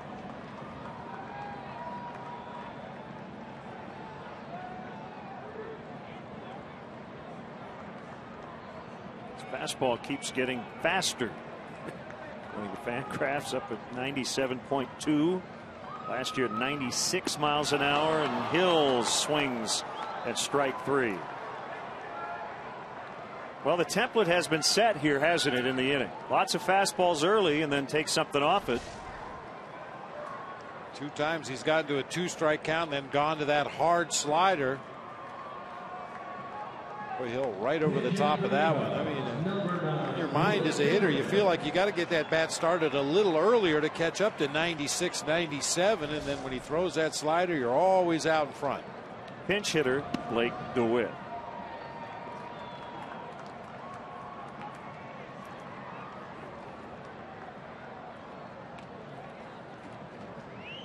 Five for 22 as a pinch hitter. 5 hits, tied for the 4th most among all pinch hitters in baseball.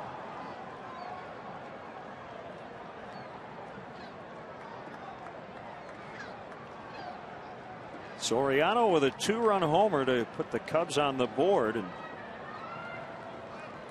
make this thing a little more interesting. Cubs still need a base runner to put the tying run at the plate. 1-2.